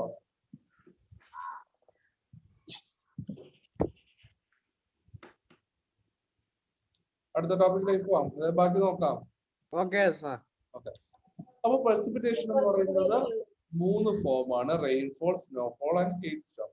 precipitation in the form of water droplets, വെള്ളക്കണികകളായിട്ട് വീഴുന്നതിനെ റെയിൻഫോൾ എന്നും, precipitation in the form of tiny crystals of ice, അപ്പൊ കുഞ്ഞു കുഞ്ഞ് ഐസ് കണികകളായിട്ട് വീഴുന്നതിനെ നമുക്ക് സ്നോഫോൾ എന്നും, precipitation in the form of ice pellets, അപ്പൊ ഐസ് ക്യൂബ്സ് ആയിട്ട്, അതായത് ഐസ് കട്ടകളായിട്ട് വീഴുന്നതിനെ നമ്മൾ ഈ ഹെയിൽസ്റ്റോൺ എന്ന് പറയും. Rain gauge is the instrument used to measure rainfall. അപ്പൊ റെയിൻഫോൾ അളക്കാനായിട്ട് യൂസ് ചെയ്യുന്ന ഇൻസ്ട്രുമെന്റിന്റെ പേരാണ് rain gauge. It is measured in the units of centimetre or inch. അപ്പൊ ഇത്ര സെന്റിമീറ്റർ മഴ ലഭിച്ചു, ഇത്ര സെന്റിമീറ്റർ മഴ ലഭിച്ചു എന്നുള്ള ആ ഒരു അളവിലായിരിക്കും നമ്മൾ കൂടുതലും നോക്കുന്നത്. ഇപ്പൊ നമുക്കറിയാം, നമ്മൾ പത്രത്തിലൊക്കെ നോക്കുന്നത് ഇത്ര സെന്റിമീറ്റർ മഴ ലഭിച്ചു എന്നുള്ള ആ ഒരു സെന്റിമീറ്റർ അളവിലാണ് അവരവിടെ അതിനെ ആ റെയിൻഫോളിനെ കണക്കാക്കുന്നത്. You have understood that the atmospheric phenomena such as differences in atmosphere, winds, humidity, Brahma, condensation and precipitation are caused by variations in the amount of insolation. അപ്പോ നമുക്ക് ഇതിൽ നിന്ന് മനസ്സിലാക്കാം, ഈ കാറ്റ്, അതുപോലെ തന്നെ പ്രഷർ, അതുപോലെ ഹ്യൂമിഡിറ്റി, കണ്ടൻസേഷൻ, ഇത് എല്ലാം തന്നെ ഈ നമ്മുടെ ഈ ഒരു നമ്മുടെ ആ ഒരു സൂര്യനിൽ നിന്നുള്ള ആ ഒരു കണ്ടൻസേഷൻ, അതായത് ആ ഒരു കണ്ടൻസേഷനും റേസും എല്ലാം തന്നെ ഇതിന്റെ ആ ഒരു വേരിയേഷനെ നമുക്ക് ഈ ഇൻസൊലേഷന്റെ വേരിയേഷൻ കാരണം സംഭവിക്കുന്നതായിട്ട് കാണാനായിട്ട് സാധിക്കും. അതായത് ഈ ഒരു ഇൻസൊലേഷൻ, അതായത് നമ്മുടെ സൂര്യനിൽ നിന്നുള്ള ആ ഒരു വെളിച്ചവും എല്ലാം തന്നെ, അല്ലെങ്കിൽ ചൂടും എല്ലാം തന്നെ അത് കാരണം, അതിന്റെ വേരിയേഷൻ കാരണം പല പല ഫോംസ് നമുക്ക് അവിടെ ഫോം ചെയ്യുന്നതായിട്ട് കാണാൻ പറ്റും. അപ്പൊ ഇതിന്റെ എല്ലാം ബേസ് എന്ന് പറയുന്നത് സൂര്യൻ തന്നെയാണ്. സൂര്യന്റെ ഇതിൽ നിന്നുള്ള ആ ചൂടും അതിന്റെ ആ ഒരു ഇതെല്ലാം കാരണം ഇവിടെ ഇത്തരത്തിലുള്ള ഫിനോമിനാസും കാര്യങ്ങളെല്ലാം ഉണ്ടാവുന്നതായിട്ട് കാണാം. സാർ ഒരു സംശയമുണ്ട് സാർ. ഇപ്പൊ നമ്മള് ഹിമാലയ പ്രദേശത്തെല്ലാം നല്ല തണുപ്പുണ്ട്, ഐസും വരും എന്നുള്ളത് സാർ പറഞ്ഞ. അതെ. അപ്പം ഈ ഐസ് വന്നാലേ ഇത് അടുത്ത വെയിൽ വരുമ്പോ അത് ഉരുവി പോവോ? ഇല്ല, എടാ ഉരുകുന്നത് അത്രയും ആ ഒരു ഇതാവുമ്പോഴും ഉരുകും, അല്ലാതെ അത് ഉരുവില്ല. ഇപ്പൊ അങ്ങനെയാണെങ്കിൽ ഇപ്പൊ അതായത് ഹൈറ്റ് കൂടുന്തോറും അത് ഉരുകാനുള്ള ചാൻസ് കുറവാണ്. ഹൈറ്റ് താഴോട്ടാണെങ്കിൽ അത് ഉരുകും. മനസ്സിലായോ? കുറച്ചും കൂടിയല്ലേ ഉള്ളൂ. എടാ അത് മനസ്സിലായോ നിനക്ക്? ഓ മനസ്സിലായി മനസ്സിലായി.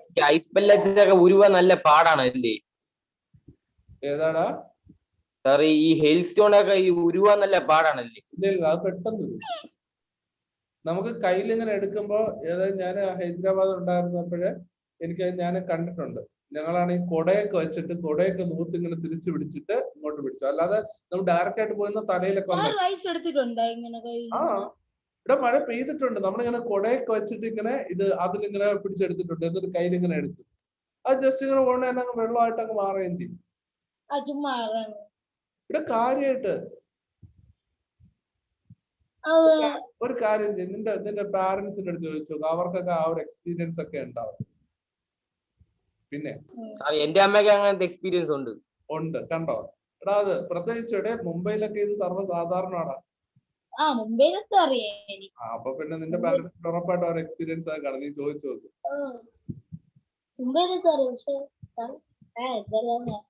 ഞാൻ ഹൈദരാബാദിലെ കാര്യം പറഞ്ഞു, ഇവിടെ അല്ല. ഇവിടെ കണ്ടിട്ടില്ല, ഹൈദരാബാദ് കണ്ടിട്ടുണ്ട്. ഓക്കെ, അപ്പൊ അടുത്ത ടോപ്പിക്കിലേക്ക് പോവാം. അപ്പൊ അങ്ങനെ നമ്മൾ ലാസ്റ്റ് ടോപ്പിക്കിലേക്ക് പോവുക. അതിന്റെ പേരാണ് ബ്രഹ്മ. നിനക്ക് എന്താണ് കുഴപ്പം? ബ്രഹ്മ അതിന്റെ പേരാണ് എന്ന് പറഞ്ഞപ്പോഴത്തേക്കും എന്ത് കുഴപ്പമാണോ എന്തോ. ഇത് ഞാനല്ല, എന്റെ പേരിൽ സാർ വെറുതെ കുറ്റം ആരോപിച്ചു. നീ ലോട്ടസ് അല്ലേടാ? അതല്ലേ വീഡിയോ ഓഫ് ആക്കി വെച്ചിങ്ങനെ.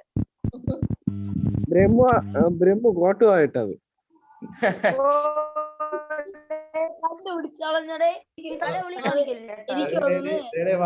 അടുത്ത ടോപ്പിക് നമുക്ക് നോക്കാം. ബാക്കി ദിവസം പിന്നീട് ഇത് കഴിഞ്ഞിട്ട് നിങ്ങൾക്ക് വേണ്ടി ഞാൻ ഓണാക്കി തന്നു ചെയ്തു. കുഴപ്പമില്ല. Okay, weather and climate. അപ്പൊ നമ്മളെ വെതറും ക്ലൈമറ്റും തമ്മിലുള്ള ആ ഒരു വ്യത്യാസം എന്താണെന്ന് നോക്കാം. The atmospheric condition experienced in a particular place at a particular time is called weather. അപ്പോ നമ്മുടെ ഈ ഒരു അറ്റ്മോസ്ഫിയറിക് കണ്ടീഷൻ നമുക്ക് ഒരു പർട്ടിക്കുലർ സ്ഥലത്ത് അല്ലെങ്കിൽ ഒരു പർട്ടിക്കുലർ ടൈമിൽ നമുക്ക് ഇത് എക്സ്പീരിയൻസ് ചെയ്യാൻ പറ്റുന്നതിനാണ് വെതർ എന്ന് പറയുന്നത്. നമ്മുടെ ഡെയിലി ഉള്ള വെതർ ബ്രോഡ്കാസ്റ്റും എല്ലാം നമുക്ക് അറിയാൻ പറ്റും. അല്ലെങ്കിൽ ഡെയിലി ഇപ്പൊ ഇന്ന് നെയ്യാറ്റിൻകരയിൽ അല്ലെങ്കിൽ കാട്ടാക്കട നെല്ലിക്കാടിന്റെ ആ ഭാഗത്ത് എത്ര ചൂട് അല്ലെങ്കിൽ എന്താണ് അവിടുത്തെ കണ്ടീഷൻ, എത്ര ഹ്യൂമിഡിറ്റി എന്നുള്ള ആ ഒരു അറ്റ്മോസ്ഫിയറിക് കണ്ടീഷൻ നോക്കുന്നു. മഴ പെയ്യുമോ, മഴയുടെ ചാൻസ് ഉണ്ടോ എന്നുള്ള കാര്യമൊക്കെ നോക്കുന്ന ആ ഒരു ഇതിനെയാണ് നമ്മൾ വെതർ എന്ന് പറയുന്നത്.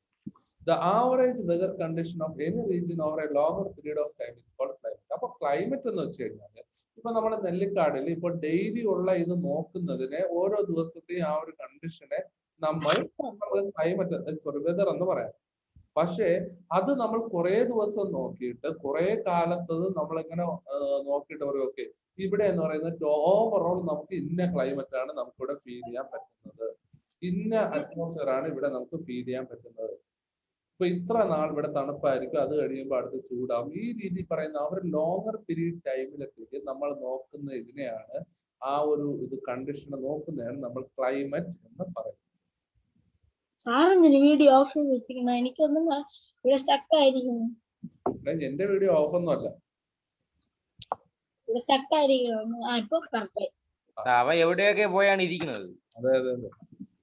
അപ്പൊ ഇതാണ് അപ്പൊ ഇതാണ് നമ്മുടെ ആ ഒരു അറ്റ്മോസ്ഫിയർ ഇത് വെതറിന്റെയും ക്ലൈമറ്റിന്റെ ആ ഒരു വ്യത്യാസം. വെതർ എന്ന് പറയുമ്പോൾ ആ ഡെയിലി നമ്മൾ ആ നോക്കുന്നതിന് ആ ഡെയിലി ഉള്ളതിന് നമുക്ക് വെതർ എന്ന് പറയാം. ഇത് ആദിത്യ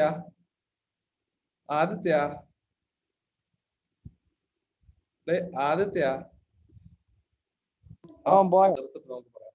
അവന് കയറുന്ന തോന്നലാണ് അതിന്റെ ഓഡിയോ കണക്ട് ആവുന്നില്ല. ഓക്കെ, അപ്പൊ ഇതാണ് ഈ ഒരു വെതറിന്റെയും ക്ലൈമറ്റിന്റെയും ആ ഒരു വ്യത്യാസം എന്ന് പറയുന്നത്.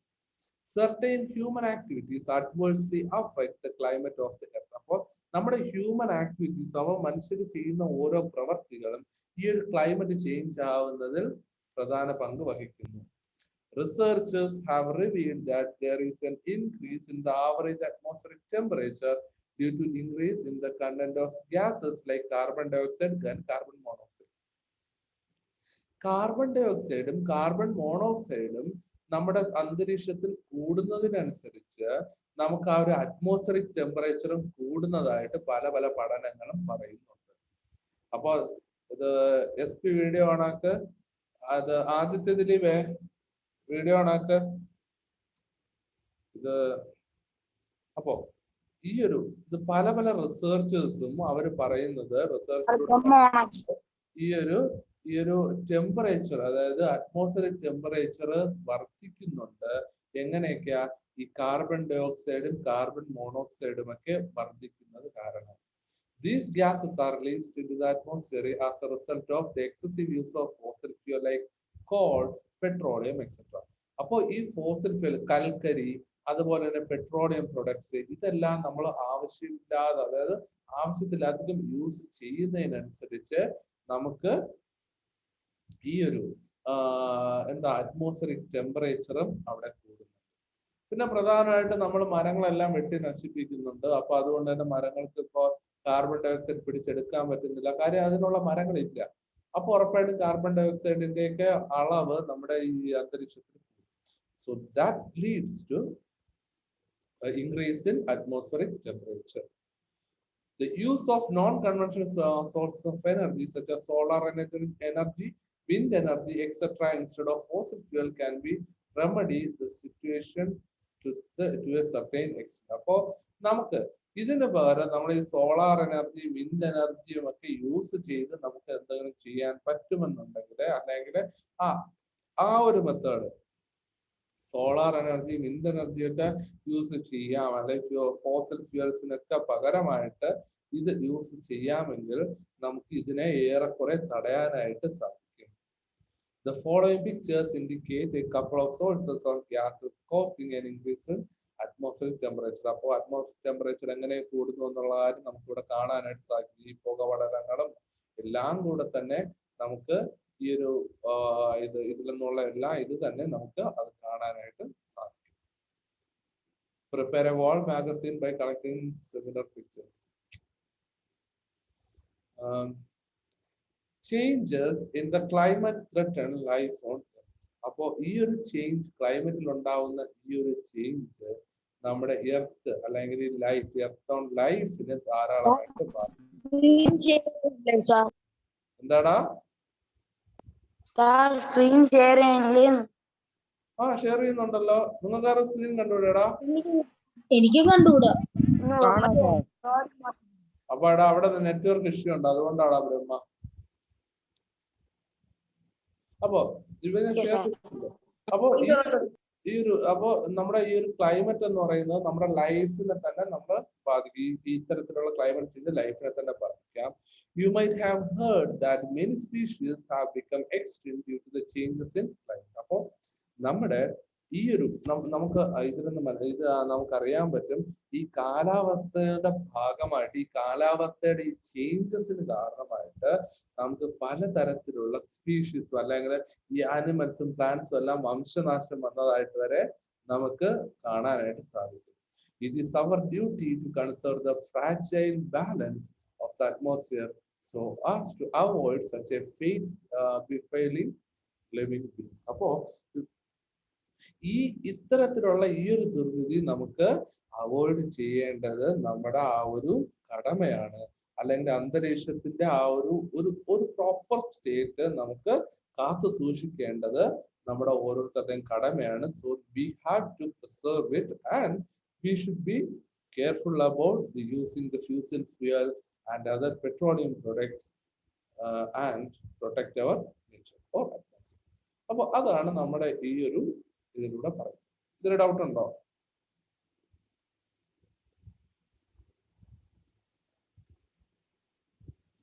ഡൗട്ട് ഉണ്ടോടാ? സാർ ഒരു സംശയം ചോദിച്ചോട്ടെ. ആടാ പറഞ്ഞു.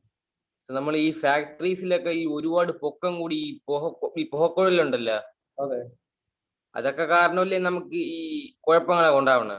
അതെ. അതിനെയൊക്കെ തടയാൻ എന്ത് ചെയ്യാൻ പറ്റും? അതിന് വേണ്ടിയിട്ട് തന്നെ നമുക്ക് ഇപ്പോ ഇന്റർനാഷണലി നമ്മുടെ ഇപ്പോ ഈ സ്ഥലത്തിന്റെ പേരെന്തായിരുന്നു, നമ്മുടെ ജോ ബൈഡൻ വന്നതിന് ശേഷം ഒരു ഇതിന് അമേരിക്കക്കാര് ഇപ്പൊ കാർബന്റെ ആ ഒരു ഫോർമേഷൻ തടയാൻ വേണ്ടിയിട്ട് വേണ്ടിയിട്ട് നമ്മുടെ ഇന്റർനാഷണലി പല ഇതും പോളിസീസും ഏറ്റെടുത്തിട്ടുണ്ട്. ലൈക്ക് അതായത് നമ്മൾ ഇത്ര പെർസെന്റേജ് കാർബണെ ഓരോ രാജ്യത്തിന് യൂസ് ചെയ്യാൻ പറ്റാവൂ അല്ല യൂസ് ചെയ്യാവൂ എന്ന് പറഞ്ഞിട്ടുണ്ട്. പക്ഷെ നമ്മൾ മിക്കവരും അത് ഫോളോ ചെയ്യാറില്ല. അല്ല എങ്കിൽ ഇപ്പൊ അമേരിക്ക പോലുള്ള കൺട്രീസ് ആണെങ്കിൽ അതാണെങ്കിൽ അവർക്കാണ് ഏറ്റവും കൂടുതൽ ഇത്തരത്തിലുള്ള യൂസേജ് വരുന്നത്. അപ്പോൾ അത് തടയാൻ വേണ്ടിയിട്ടാണ് ഇത്തരത്തിലുള്ള ഈ ഒരു ലിമിറ്റേഷൻസ് വെച്ചിട്ടുള്ളത്. അപ്പോ അതുപോലെ പോളിസീസും ഇതിന്റെ അളവ് കുറയ്ക്കാനുള്ള പോളിസീസും എല്ലാം ഗവൺമെന്റ് പ്രോപ്പറായിട്ട് ഇനിഷ്യേറ്റീവ് എടുത്താൽ മതി. പക്ഷെ അങ്ങനെ അവർ എടുക്കൂല. അപ്പൊ അത്തരത്തിലുള്ള ആ ഒരു പോളിസി ഇനിഷ്യേറ്റീവും കാര്യങ്ങളും എടുത്തു കഴിഞ്ഞാൽ ഏറെക്കുറെയുള്ള പ്രശ്നങ്ങൾ അവിടെ പരിഹരിക്കാൻ പറ്റും.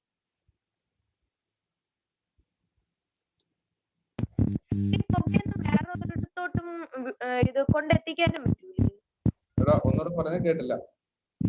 ഈ പുകയെ കൊണ്ടെത്തിക്കാനും പറ്റൂലേ? എവിടെ എത്തിക്കാൻ പറ്റൂലെന്ന് ചോദിച്ചേ? വേറെ ഒരിടത്തും കൊണ്ടെത്തിക്കാനും പറ്റൂലേ? വേറെ ഒരിടത്തുനിന്ന് ഉദ്ദേശിച്ച എന്താ?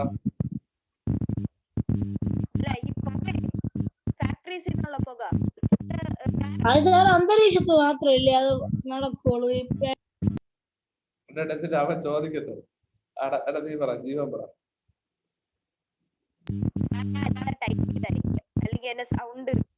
അവൻ പറഞ്ഞ എന്തോന്നാ ഈ ഫാക്ടറീസിലുള്ള ഈ പുകയൊക്കെ വേറെ സ്ഥലത്തോട്ട് മാറ്റി എന്താ വെക്കാൻ പറ്റില്ലേ? അത് പുക അല്ലടാ, നമുക്ക് ഒരിക്കലും നമുക്ക് അങ്ങനെ മാറ്റാൻ പറ്റത്തില്ല. അത് സംശയം ചോദിച്ചോട്ടാ, ഇപ്പൊ നല്ല ടൈറ്റ് ആയ ഒരു കുപ്പി അത് നമ്മൾ അതിന്റെ കുറെ പുക അടച്ചു വെച്ചത് നല്ല സംഭവം സാർ. അപ്പൊ ഇന്നത്തെ ദിവസം കൊണ്ട് ഈ പാഠം തീർന്നു. അതോടൊപ്പം നമ്മുടെ SS ന്റെ പോർഷനും കംപ്ലീറ്റ് ആയി.